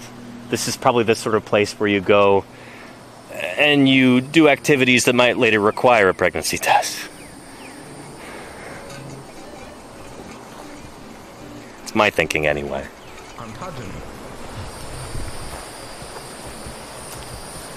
Ooh.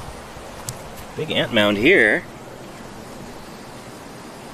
I hope these aren't fire ants. I know they're invasive in Florida. But they're up to something.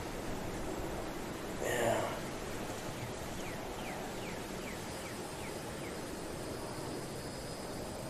Not red enough. Good. Okay. Yeah. And hey, Lordy, I hope you're having a good time. I came out here with Lordy earlier, and it was even hotter yesterday, I feel. And, I don't know. I've done so much field work in my life in so many less than comfortable places that it didn't bother me at all, but Lordy was, she was definitely feeling it. Here, it looks like we got some more plastic here. Nope. No, it's a shell. Oh, cool. I just saw that sticking up. I love that when you're like, oh no, a piece of trash, and you pick it up and it's some wonderful part of some native critter. It's like, oh, I'm so unused to seeing that it just registers as something foreign and probably litter in my mind. And it's not. It's a good feeling. Lordy says, I was a great sport about it. You tried. I appreciate you trying.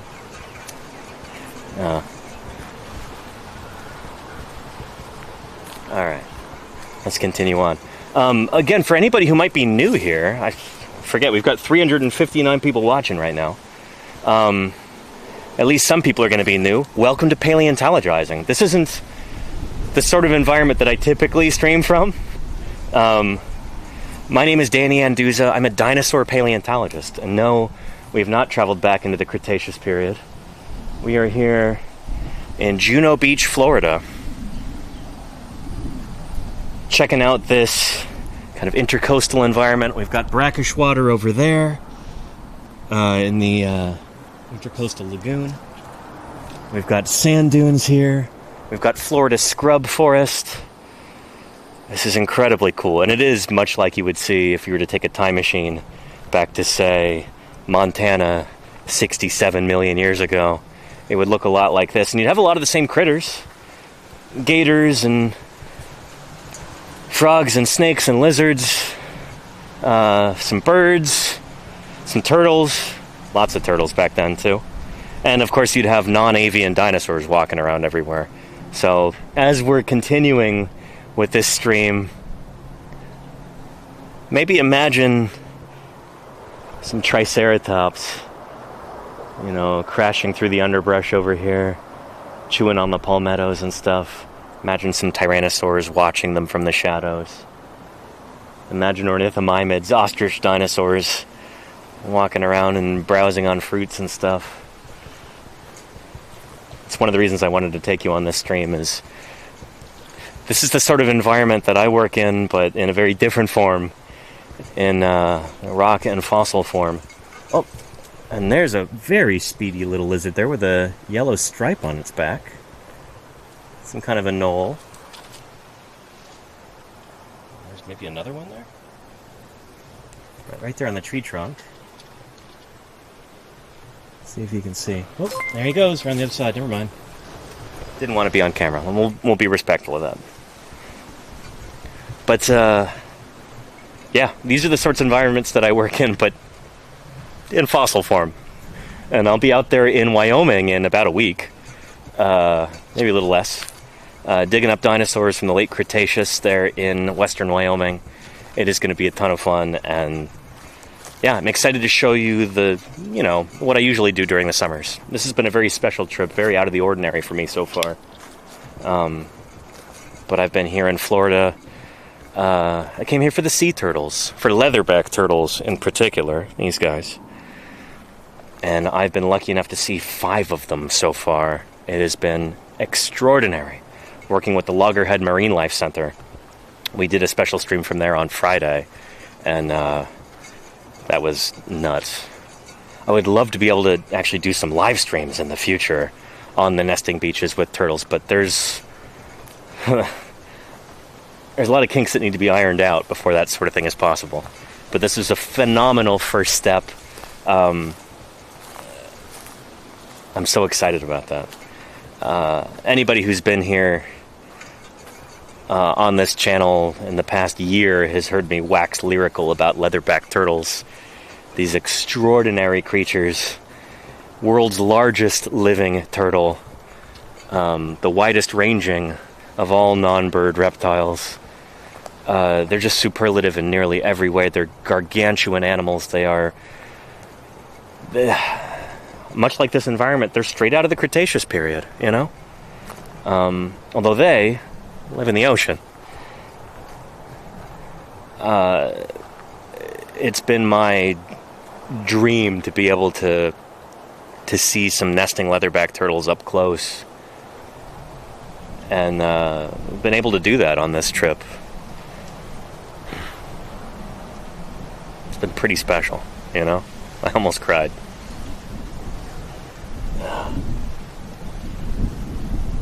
And And whales in Cornwall, yeah. So upstairs down, those I don't think you get green turtles that far north. Those are leatherbacks, yeah. In fact, one of the largest leatherbacks ever found, or at least that's what people say, it might be a bit of an exaggeration, but it's from Wales. The country of Wales, W-A-L-E-S.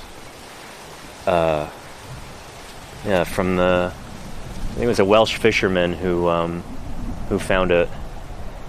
And at the time they claimed that it weighed 2,000 pounds. And then I think today the specimen is still in the Cardiff Museum in Wales. And it turns out when you look at the carapace, you look at the shell, it's not nearly that big. There's no way that thing weighed 2,000 pounds.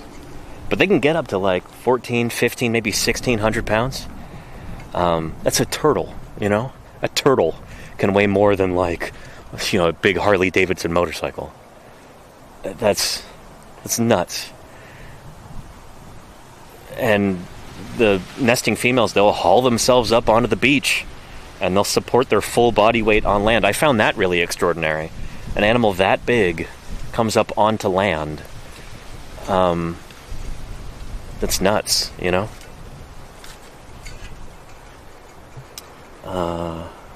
Oh, and very cool upstairs down. Nice. Yeah.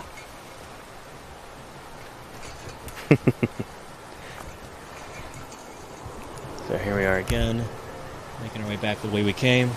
Might see if we can take another path back so we're not totally retracing our steps. But I do want to go see if those tortoises are still there for anybody who missed them earlier. And GI Doe, yes, huge. That's true. Yeah. Yeah.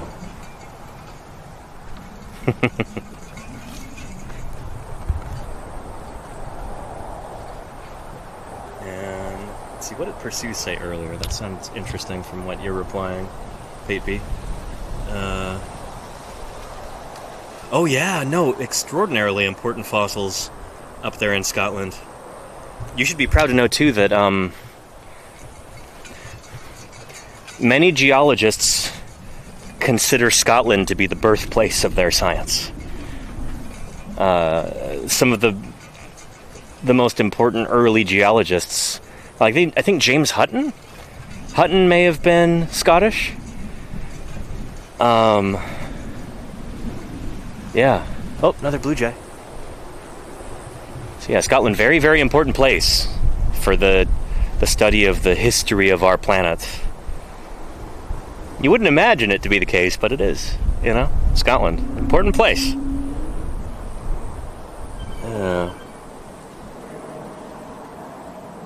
And Myroy, I agree. Here, I'm going to get some water while we're here, and we'll continue on, and we'll go check back where we were earlier and see if those gopher tortoises are there.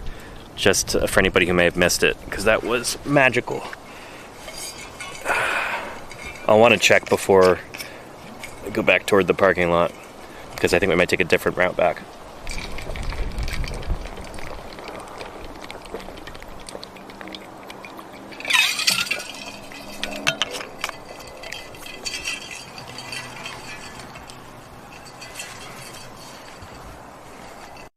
There we go.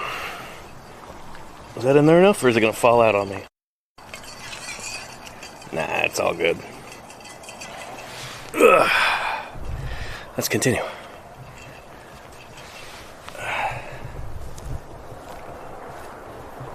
What a cool landscape.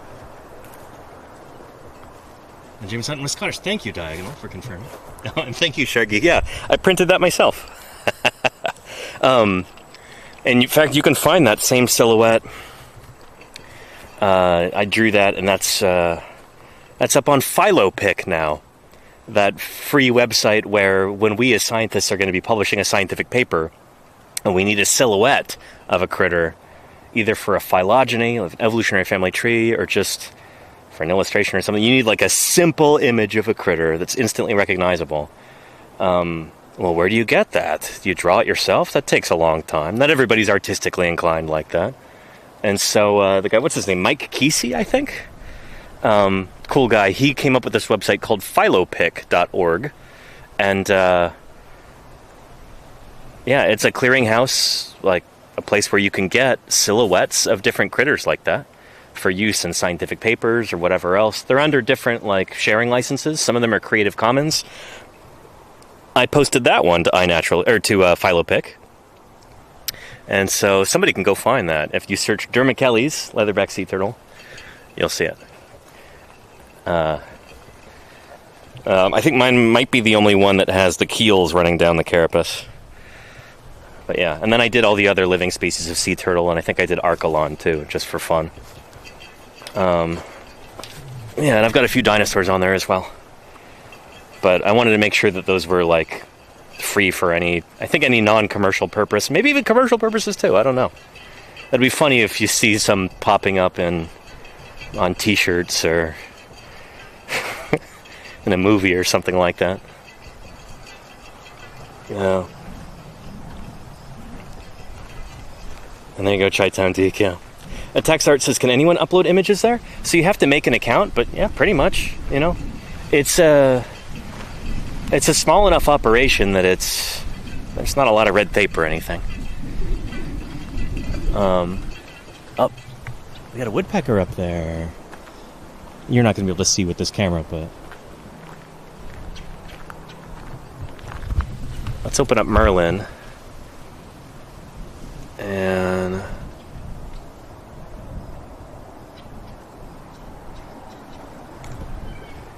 let's see. Listening for birds.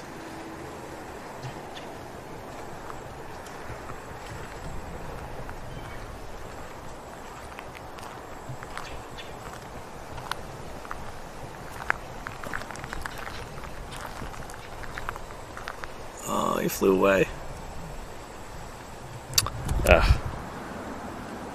Oh well. That's okay. I'm not sure what kind of woodpecker that would be. It was kind of smallish, looked smaller than like a pileated, but I don't know. Yeah. It very well might have been a red-bellied woodpecker, yeah. Yeah. Cool. And there you go, Text Art. Yeah, check out Philopic. It's a neat project. I wonder if maybe I could do a stream with Mike Kesey at some point. That might be fun. And promote, well, it might be the sort of thing that, like, you know, scientists know about it. Biologists, paleontologists, we know about it, but it might not be the sort of thing that, like, we need to advertise far and wide. It may have already reached its intended audience. These are some cool flowers here. What are these?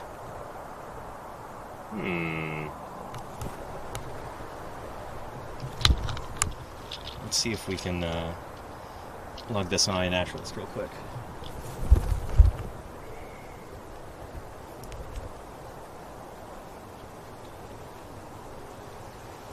I may or may not have this one already. There we go. Let's see.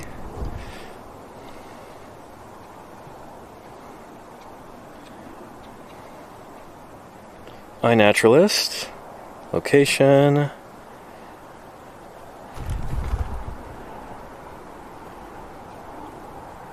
There we go. Looks good. What did we see? Marsh fleabane. I logged that the other day, so I'm gonna... Yeah, there we go. There's my photo on the top. Yep, that's it. I'm going to delete that one because I already logged it, and I don't like to double up too much like that. But it's cool to know what it is.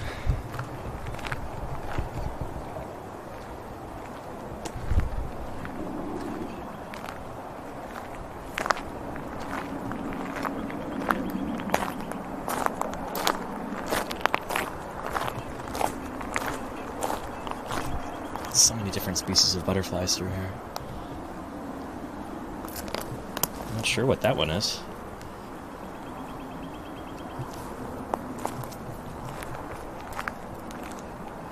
Ooh. What are you?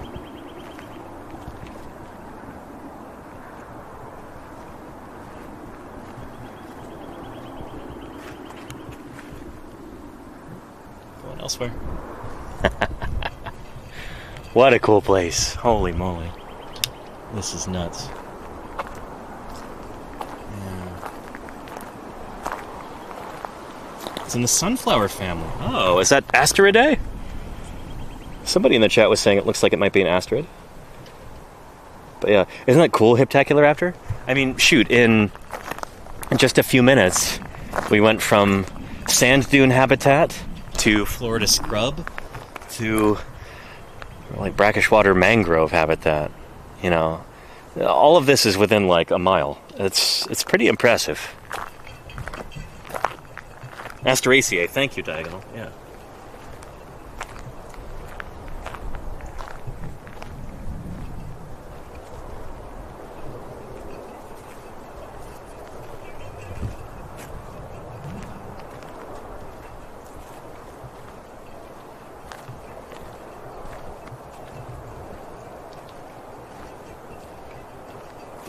Sorry if you hear like a jangling noise, that's the ice that's left in my water bottle. Hear that? Sorry.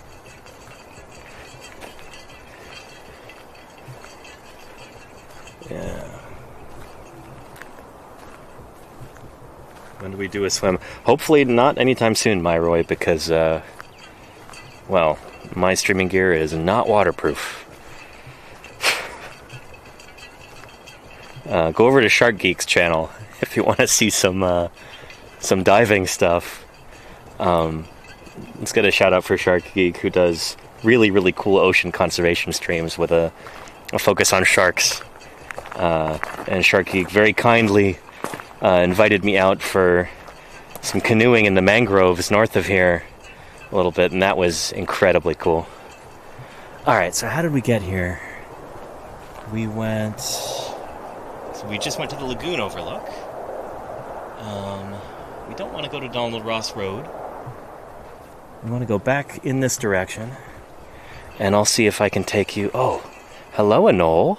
Just hanging out there on top of the sign there. Look on top of this wooden sign. Oop. There's his little tail there. Oh. He took a dive to avoid me. I bet you that's an invasive brown anole. They're all over the place here.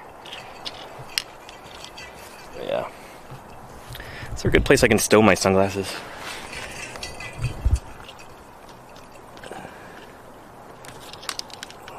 There we go. We'll try that.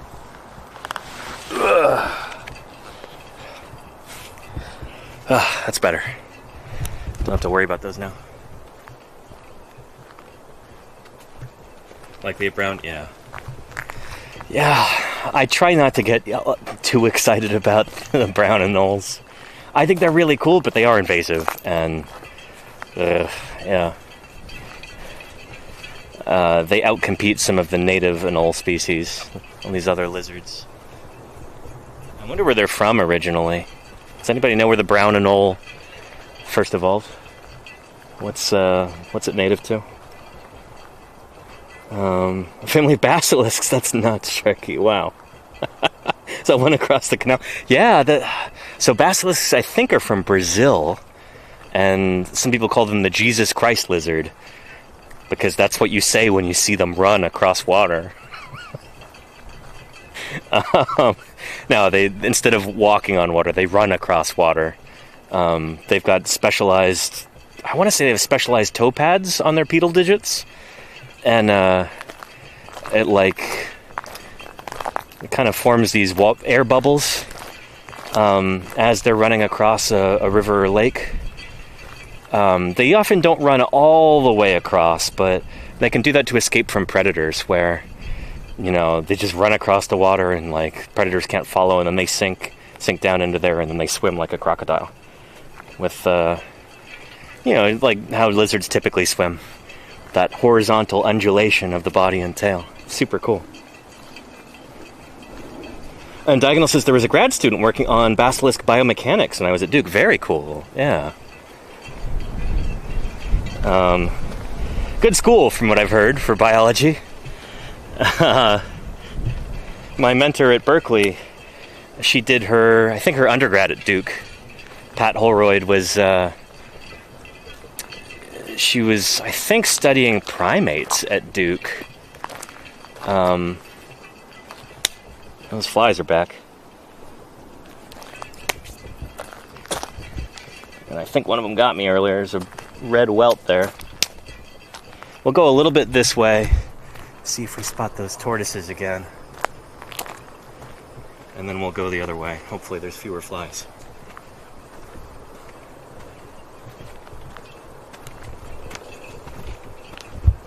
They are persistent.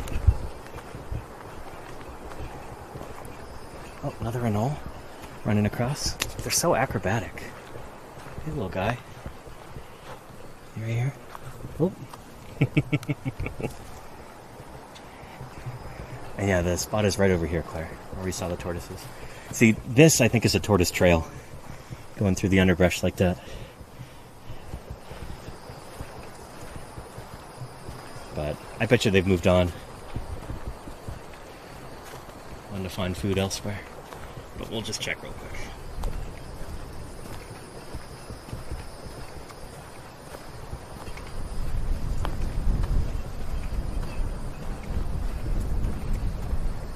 It was right over here where we saw them earlier.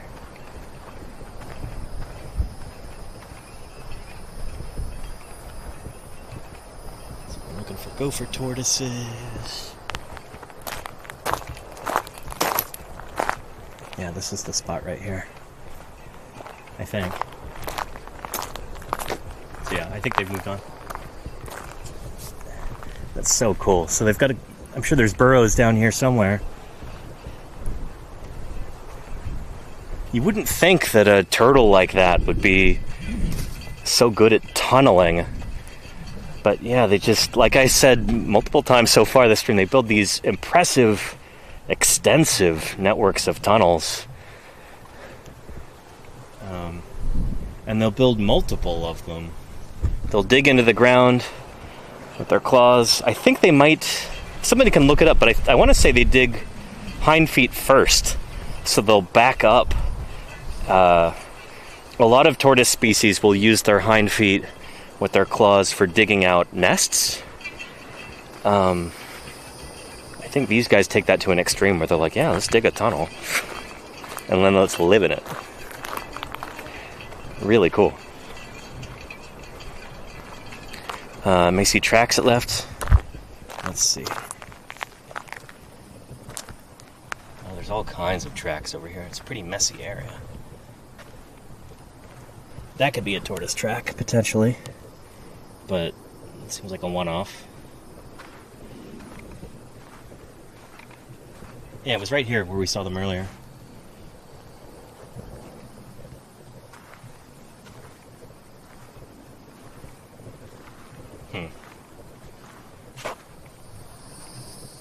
Yeah. They've gone elsewhere. That's okay. We were so lucky to be able to see them. And little video. Thank you, Claire. Excellent. It's helpful. All right, let's continue. And holy cow, it's like almost 6:30 already. I didn't realize how late it was getting. I started this stream at 4 o'clock. Oh, there's a little bunny. A little rabbit.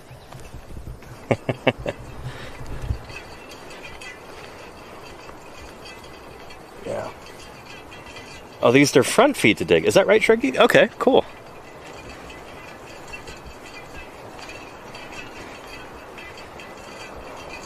Ouch. Oh, one of the flies got me, but I got her too. Yeah. Don't bite me. I can't help but swat you when you do that.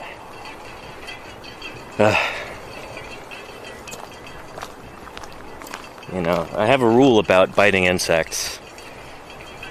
You know, turnabout is fair play. They bite me, I can't feel too bad about biting them back. And sometimes I mean that literally. Not a few mosquitoes have met their end in my teeth. Not joking. One dug a sizable tunnel in my neighbor's shrub garden. Really? That's so cool, Shark Geek. That's really neat. What an honor. You're like, oh yeah, you know, gopher tortoise dug a hole in my garden. That's really neat. Yeah. All right, sandy through here.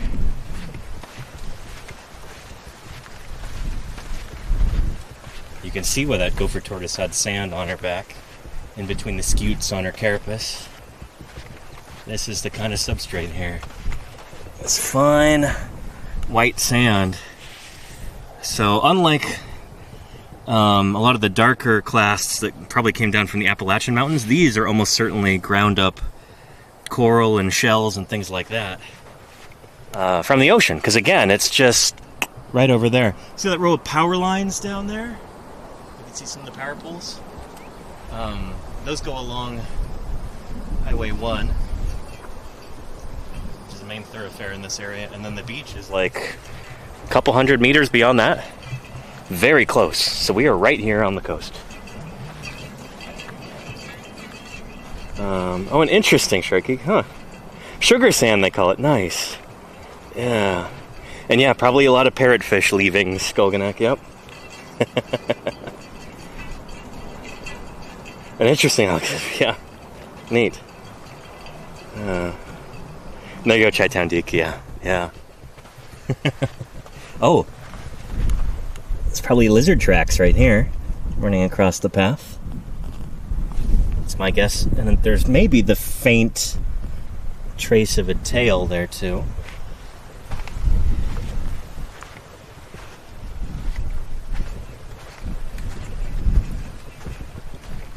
Neat.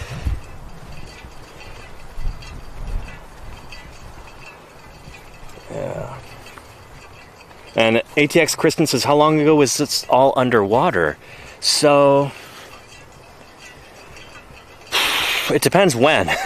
Florida has a long and respectable history of being underwater, and then being above water, and then mostly being underwater again for the majority of its history. The Florida platform, as it's called, like what a lot of modern Florida is on, it's like ancient reef ecosystems. So like during the Mesozoic, during the age of dinosaurs, Florida wasn't landmass, but there was like elevated, not elevated seafloor, but lots of critters. I guess the seafloor was a little bit elevated, just enough for lots of critters to build reefs on it. So you had rudists, which are these invertebrates from the Mesozoic. They might be extinct now, but they were the primary reef builders during the age of dinosaurs. They're kind of like big old clams, as I understand it. Somebody can put a link for rudists in the chat. R-U-D-I-S-T, rudist. But they built reefs, and so it was almost like a Florida, like an Australian Great Barrier Reef situation, where there's this major topographic feature underwater. And much of modern Florida corresponds to that shape. The Great Florida Platform, as it's called. And then later, when sea levels rise and fall, it got deeper underwater, or it became exposed. Nowadays, we're at a point in history where Florida is largely above water, but barely. I think the average depth of the water table in Florida is like, 12 or 14 feet, something like that. It was funny, when I was flying in from California, we got in not too long after sunrise, overnight flight. I managed to get some sleep on the plane, which is unheard of for me. It's really nice. I recommend taking a sleep aid. It's my first time doing that, and it worked. Anyway, flying in just after sunrise, it's like, this place is barely here. The state is painted on. When you're coming in from the sky, it's barely above ocean level. And I'm not used to that coming from California, you know? So yeah, I mean, if we want Florida to be around as a landmass in 100 years, 200 years, we really ought to do something about this whole climate change situation. Because Florida will once again disappear beneath the waves if sea level continues to rise. It's happening so much faster than just about any other time in Earth history. Like when you get ice ages and thaws and stuff, normally these take thousands of years to develop. We as human beings are changing our climate on our planet Earth in a couple hundred years. That's insanely fast from a geological and paleontological perspective. So it's kind of wild sometimes. You would think that, like, the people who stand to lose the most from climate change would be the people most upset about it and most eager to make change, but I don't know, the people running the state of Florida, I don't know. Don't get me started. And I'm not talking about people who are doing on-the-ground level stuff, people who work in the parks department, people who work for the state and wildlife management and maintaining these beautiful parks and natural spaces. Those people know what's up. It's, you know, the politicians who they're very eager to sell their state's future away to fossil fuel interests.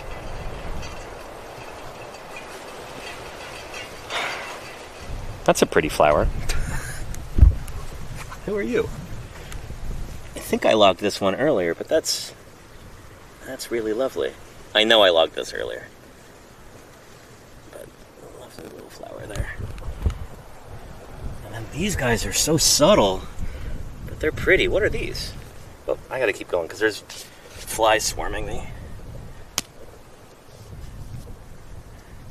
Oh. Yeah, what kind of fly are you? Just swatted you. What are you there? Huh? Trying to bite me? I didn't want to hurt you. Let's log this fly. Doesn't look like a horsefly to me. Not any horsefly I've ever seen before. This is something else.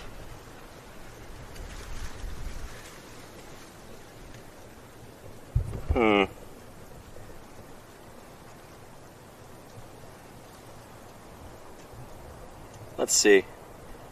Unless your horseflies look like this in Florida. I'm used to them being almost much bigger and kind of, they're almost kind of rectangular in aspect. Let's see. iNaturalist. Let's see if I can cradle this here. Location.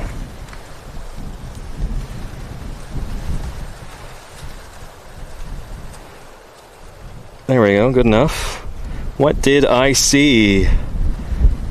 Brownish deer fly, maybe. Yep, that looks right.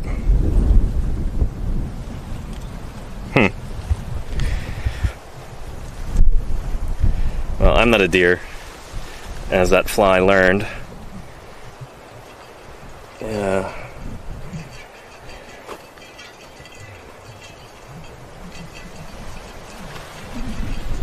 And I think Dire Beast Rex, nice. I do like that you can log dead spots. Oh, to iNaturalist? Yeah. And not just, they don't have to just be pictures of the organism itself. It could be a trackway or a trace that it's left. There are people who log insects by looking at leaf damage. So like the bites that various insects take out of leaves. That's evidence of the animal's presence. It could be a skeleton that you find in the forest or on the beach. Could be so many different things. You know, iNaturalist is really cool like that. And hello, followed from Casey's channel. How are you doing? What is your favorite dinosaur? Hey, Taylor W. From Casey Snowart's channel. Let's get a shout out for Casey Snowart. As these deer flies continue to try and bite me. Trying to do the deer fly dance, keep them away.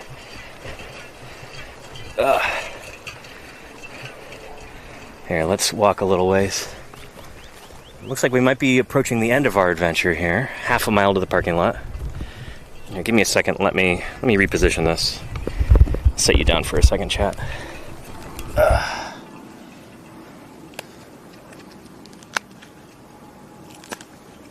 Oh, come on.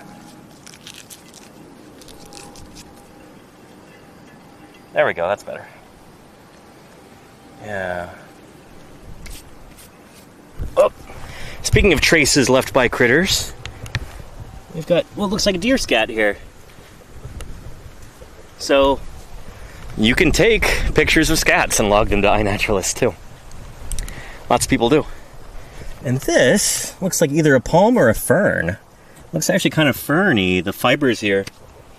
Oh, these deer flies are something else. Goodness. Here. But yeah, I think that might be a fern that dried up. Could be a palm, but I think it's a fern. Florida has been going through an historic drought recently, right?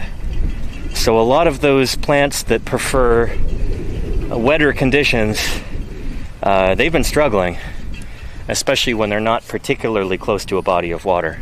So that might be evidence of that. Yeah.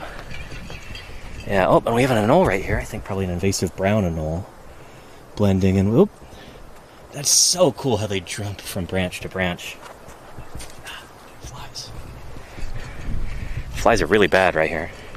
Let's keep moving. Yeah.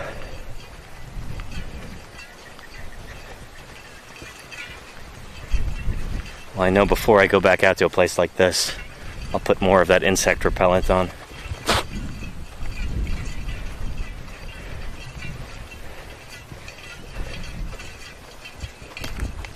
Goodness, deer flies. Deer flies, please stay away.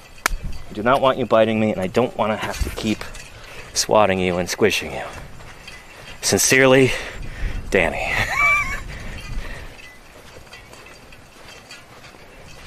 I left it back at the hotel, Gilganic. I don't have it with me, or I'd be putting it on right now. Yeah, we're kind of past the hottest part of the day, too, which might mean that the flies are a little bit more keen to come out and play. But yeah, here. Take a look. We're in the middle of a wilderness preserve. And we're just kind of set in on all sides by development. This is why this is so important to set aside and protect these natural areas, so business interests don't come in and just pave everything over. See a high-rise condo or hotel right there? It's got to be a condo. More condos over there, I presume. There's Loggerhead Marine Life Center right over there. And some more hotels or condos over there. And who left this trackway? That's interesting. I wonder if this could be a tortoise. Left these tracks going across right here. See that? Those tortoise tracks? I would think a tortoise would plow right through this, so that might be a rabbit. My guess is rabbit. Yeah. Huh.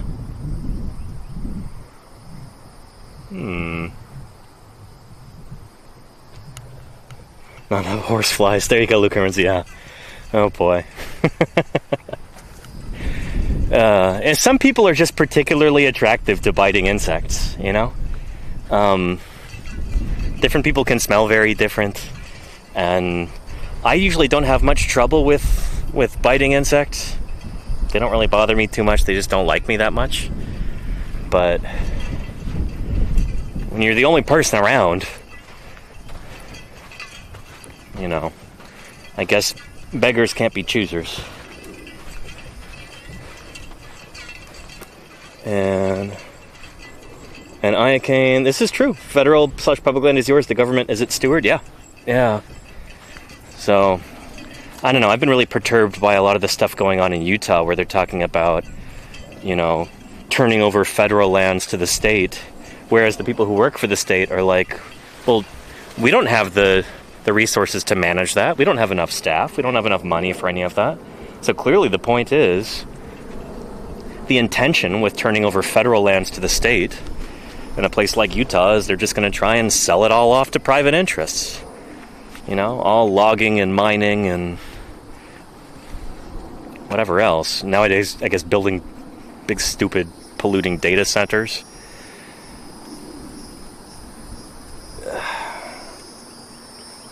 Somebody should make a song about that, About paving over paradise to build a parking lot. Somebody should write a song about that. That's an important lesson there. But there's a lot of wealthy, powerful interests who would love nothing more than to do that, to pave paradise and put up a parking lot, and we can't let that happen. It's going to be a fight in the next few years. There's going to be, I don't know, you're already seeing people start to mobilize, regular people who love these landscapes and love the critters living in them, people taking a stand and protesting and showing up to meetings and doing whatever they can do to help protect these places. It's crucially important.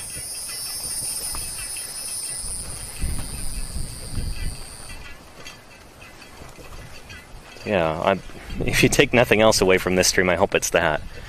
If we're going to continue to have critters like gopher tortoises, we need to be able to protect these spaces and keep them wild.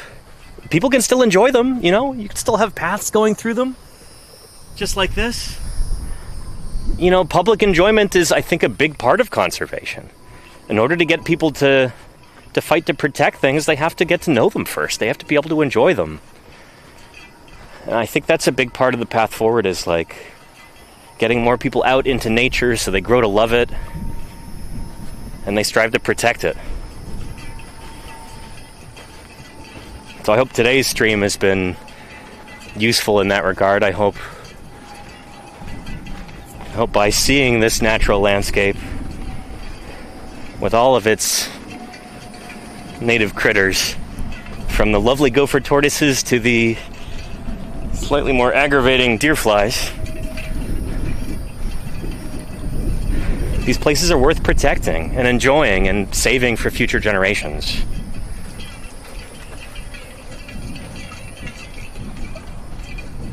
Yeah. GeoBliss is how we fix the financial problem? I mean, it is a big problem. There's way too much money in way too few hands. There's ways to solve that, There's places in the world where they've figured out how to deal with that issue, how to make sure that people's needs are provided for and the environment is protected. But maybe that means that the wealthiest people need to make a little bit less money, And they'll scream and cry, but, they've been incredibly fortunate. And for the good of everybody, including themselves, especially themselves, really, having too much money is extremely bad for you. It destroys you as a person. You need to suck it up, If our planet is going to have a future, if we're going to be able to deal with things like climate change and plastic pollution, these problems that are existential threats to ecosystems on land and in the marine realm, we're going to need to see some real changes in the next couple decades. I'm confident that can happen, but it's going to take a lot of people standing up and advocating for a better future. And again, I hope this doesn't all sound like cliches and everything. It's like, what can I say that hasn't already been said? Except you can just continue to repeat it. But it's important, Yeah.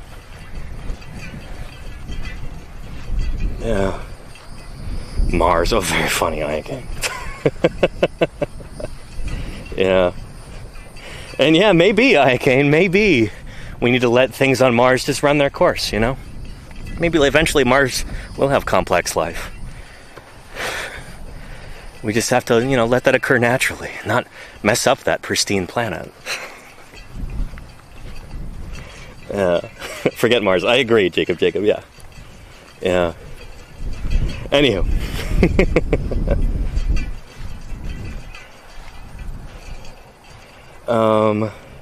Oh, I should check that out, Bozocentric, yeah. No, Tony does excellent stuff on his YouTube channel. I'd recommend Crime Pays, but Botany doesn't. We've watched some of his stuff briefly on my channel before. I strive to keep things family friendly here on Paleontologizing, all ages appropriate, and you know, he's a very genuine guy, and he's not shy about using some colorful language. Honestly, I really enjoy watching his videos. I think you will too if that sounds good to you, but it provides sort of a challenge when we're trying to show that here on Paleontologizing. But yeah, he is the best. Absolutely Heptacularaptor, yeah.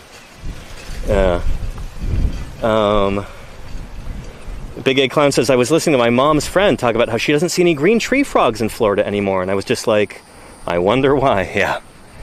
No, and I mean, in order to avoid situations like that in the future, where we're just seeing biodiversity disappear left and right, we've got to strive to protect more of these ecosystems. Keep them pristine, both for the sake of the critters and for ourselves too, you know?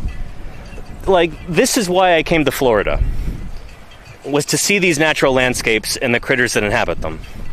Not to go to Disney World, not to go to, I don't know, Super Walmart or whatever other, like, you know, places people go to in Florida that don't involve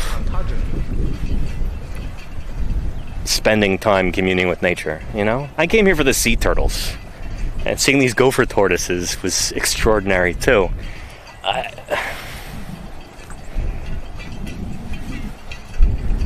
I think the faster the politicians who run Florida realize that that is their greatest asset and the thing they need to protect the most, the natural landscapes and the critters that live in them, I think the better off we'll all be, you know? And there have been major successes so far. Like the work that people are doing here along the Treasure Coast of Florida to protect sea turtles has been extraordinary. The green sea turtle, which was once nearly extirpated from the state, now they're thriving. They're all over the place now. Their nesting season is just beginning, and holy cow, there are going to be thousands upon thousands of nests all up and down these beaches here. Loggerhead turtles have become so much more common than they used to be, and that is a direct result of these conservation efforts. And the rare and elusive leatherback turtle, leatherbacks, they're probably going to break a record this year for the most leatherback nests. And this happens to be, as far as I know, the only place in the world where leatherback numbers are not declining. This population is growing, and many other places around the world could take a lot of lessons from what the folks here in Florida are doing to help protect these animals. The folks over at Loggerhead Marine Life Center, right over there.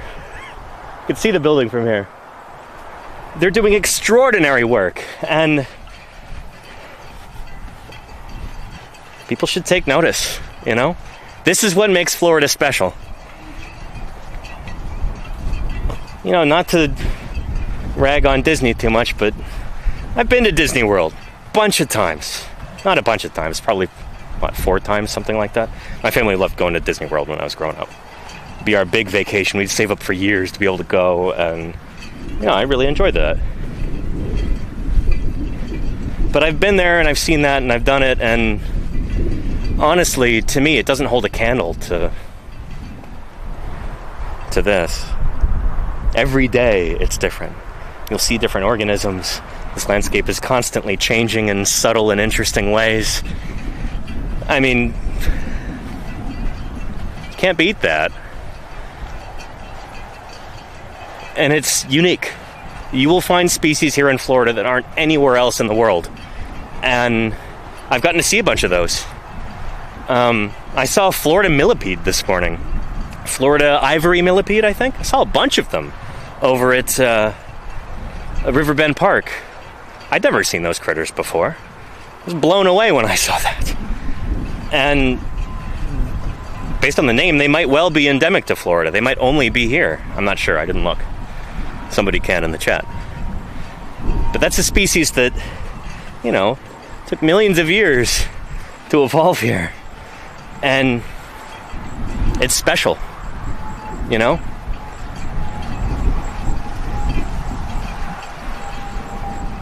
There's something really cool about that. It's almost indescribable. It's like that is Florida, you know?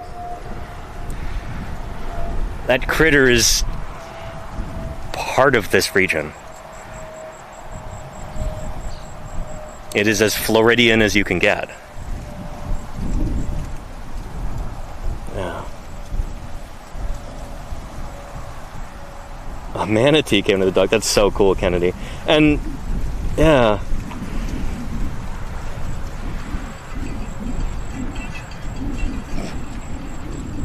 One of the things I've been really heartened by during this trip so far is how much the local people love these landscapes and love the critters in them, you know? Like whoever left this trailway, trackway going across here. I don't know what that is. Interesting marks on here. Somebody called Tony Martin. Do some ichnology here. And this could be a snake. Long trail like this. I would not be surprised if that is, what, like a coach whip or something? Very cool. But the local people here, people who are like longtime Florida residents, they love this. And they are some of the most passionate advocates for preserving nature here. And I applaud them for that, you know?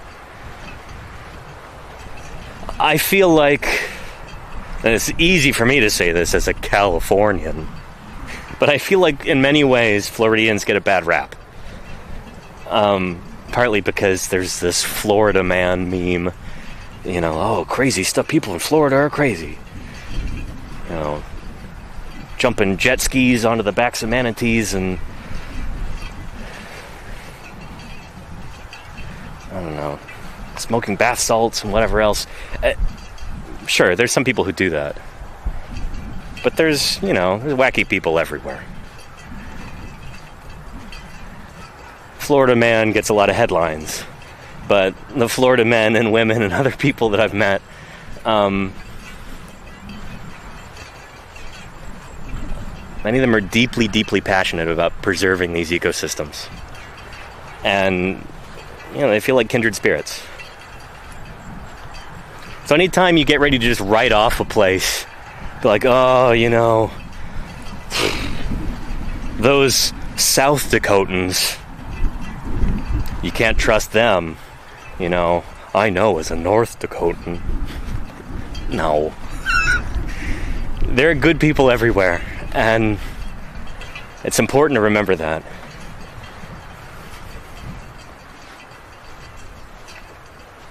Yeah.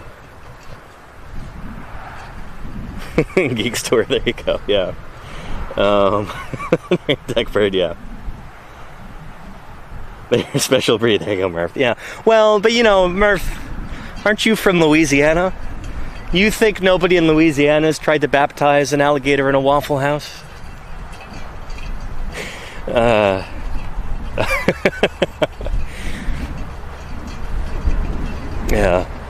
I don't know, there's good people everywhere. And see, there's Highway 1 right there, and just on the other side of those dunes, across the highway, there's the ocean. So this marks almost the end of our Grand Circle tour of Juno Beach Dunes, Juno Dunes natural area, just like it says in the command. Yeah. Anywho. And there you go, Alexander Morrison, maybe, yeah. And Mr. Roy Lollipop says, are there people in those high-rises? Up there, not really.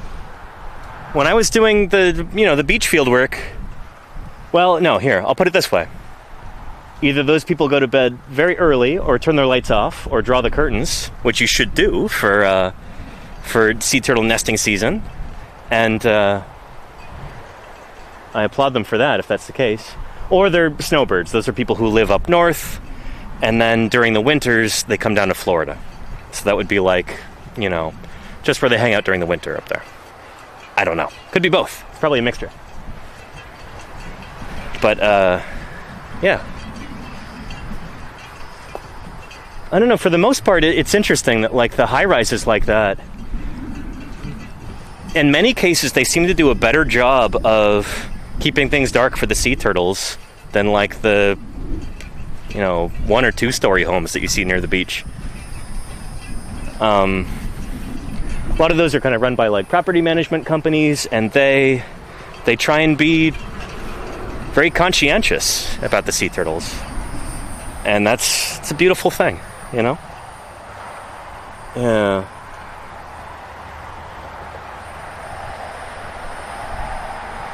And Geek Store, yeah, no, that is a thing. International tourism to the United States has plummeted just about everywhere. We were talking about that in Utah. And we'll be talking about that again in Utah this summer, when I'm out there. Moab, Utah was like, it's normally just crawling with tourists from Germany and France and the Netherlands and Turkey and almost nobody this past year. And there's probably almost nobody this year too. Yeah. I think we all know why that is. Anywho, we're coming up to the parking lot here. So, yeah, we'll think about signing off. Fern Forest. Oh, cool, Helixo. Neat. There's so many cool places to visit. I mean, like, just this morning, Lordy and I were trying to figure out, like, what do we do here? Like, I didn't have a stream planned for today. We didn't really have much on the agenda. Like, we wanted to go and do something interesting in the morning when it wasn't super hot out. So I said, you know what I'm going to do? I'm going to hop on iNaturalist, and I'm going to search within like a 20-mile radius of our hotel and figure out where are people seeing the most alligators. Because I really want to see an alligator in the wild while I'm here. And there was this big hot spot right over at Riverbend Park. And so I said, let's go there. And it was incredibly cool. Just hiking trails and people on kayaks and canoes and paddle boards. They had like a lovely public bathroom area. It's this really nice blend of nature and kind of accommodations for people. Here's where you can fill up your water bottle, and here's where you can go to the bathroom, and here's where you can rent a kayak. So you can enjoy these natural spaces in a respectful way. I really like that model, You're not keeping people out of nature, but you're bringing people into nature in a respectful way so that they grow to love it and then they want to protect it. That's, I think, one of the things that Florida seems to do pretty well, from what I've seen in my brief stint here. Been here just under a week now, and that's the impression I have. I really admire that. I like it a lot. Yeah. But yeah. And Luke Herman's Gaming, oh goodness, right at the end of the stream. Favorite mistake, useless or devious thing about any animal's anatomy or feature? Oh boy.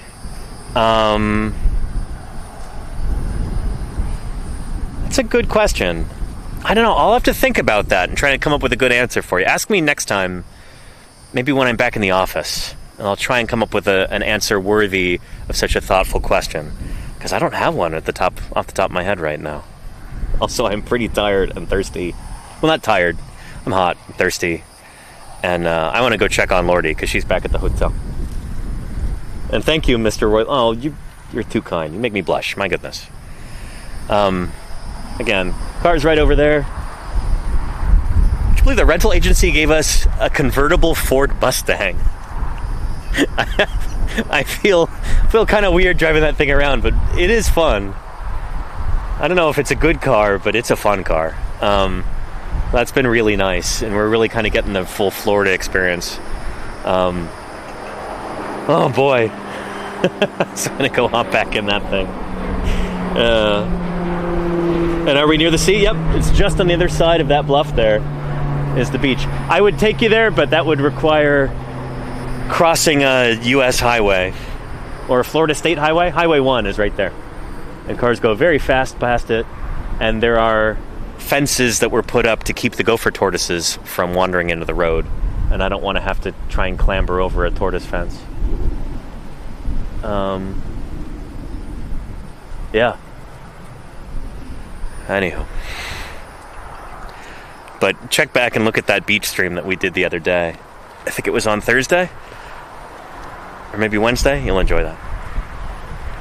Anyway, thank you everybody for being here. We're going to sign up. Don't go away just yet. We're going to raid into somebody else doing some science here on Twitch, if at all possible. But what a joy to be able to share this with you. And what an unexpected, marvelous experience running into those gopher tortoises. Holy cow, I was not expecting that. Really glad that we were able to share that together, and that's one for the ages. Holy cow. So now I have seen, in the wild, 3 species of turtle. Gopher tortoise, loggerhead turtle, leatherback turtle. That's pretty special. Anyway, thanks for enjoying Florida with me, everybody. Tomorrow, we're going to Gumbo Limbo Nature Center. We're going to the Florida Atlantic University Lab. And we're going to be streaming with Dr. Jeanette Wyneken, one of the world authorities on leatherback turtles. She literally wrote the book chapter on leatherback sea turtle anatomy. We did an interview with her back in, what was that, February, I think? It's going to be really cool to be able to stream with her in person and see her laboratory where they keep dozens of hatchling leatherback turtles. I don't think they're going to have any there at the facility tomorrow. I don't think the timing is quite worked out for that, but we'll get to see where they keep them, and it is going to be really, really cool. So, leatherback turtle focus stream tomorrow, and yeah, I hope you'll show up for that. Anyway, everybody, let's see who else is live on Twitch right now, whom we might be able to raid into. Let's see.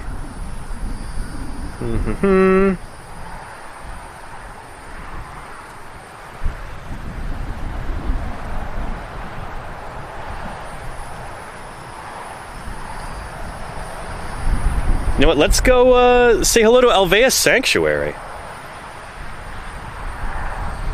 I think that'll be cool.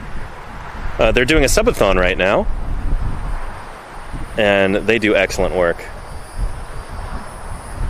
Go tell them that we saw gopher tortoises.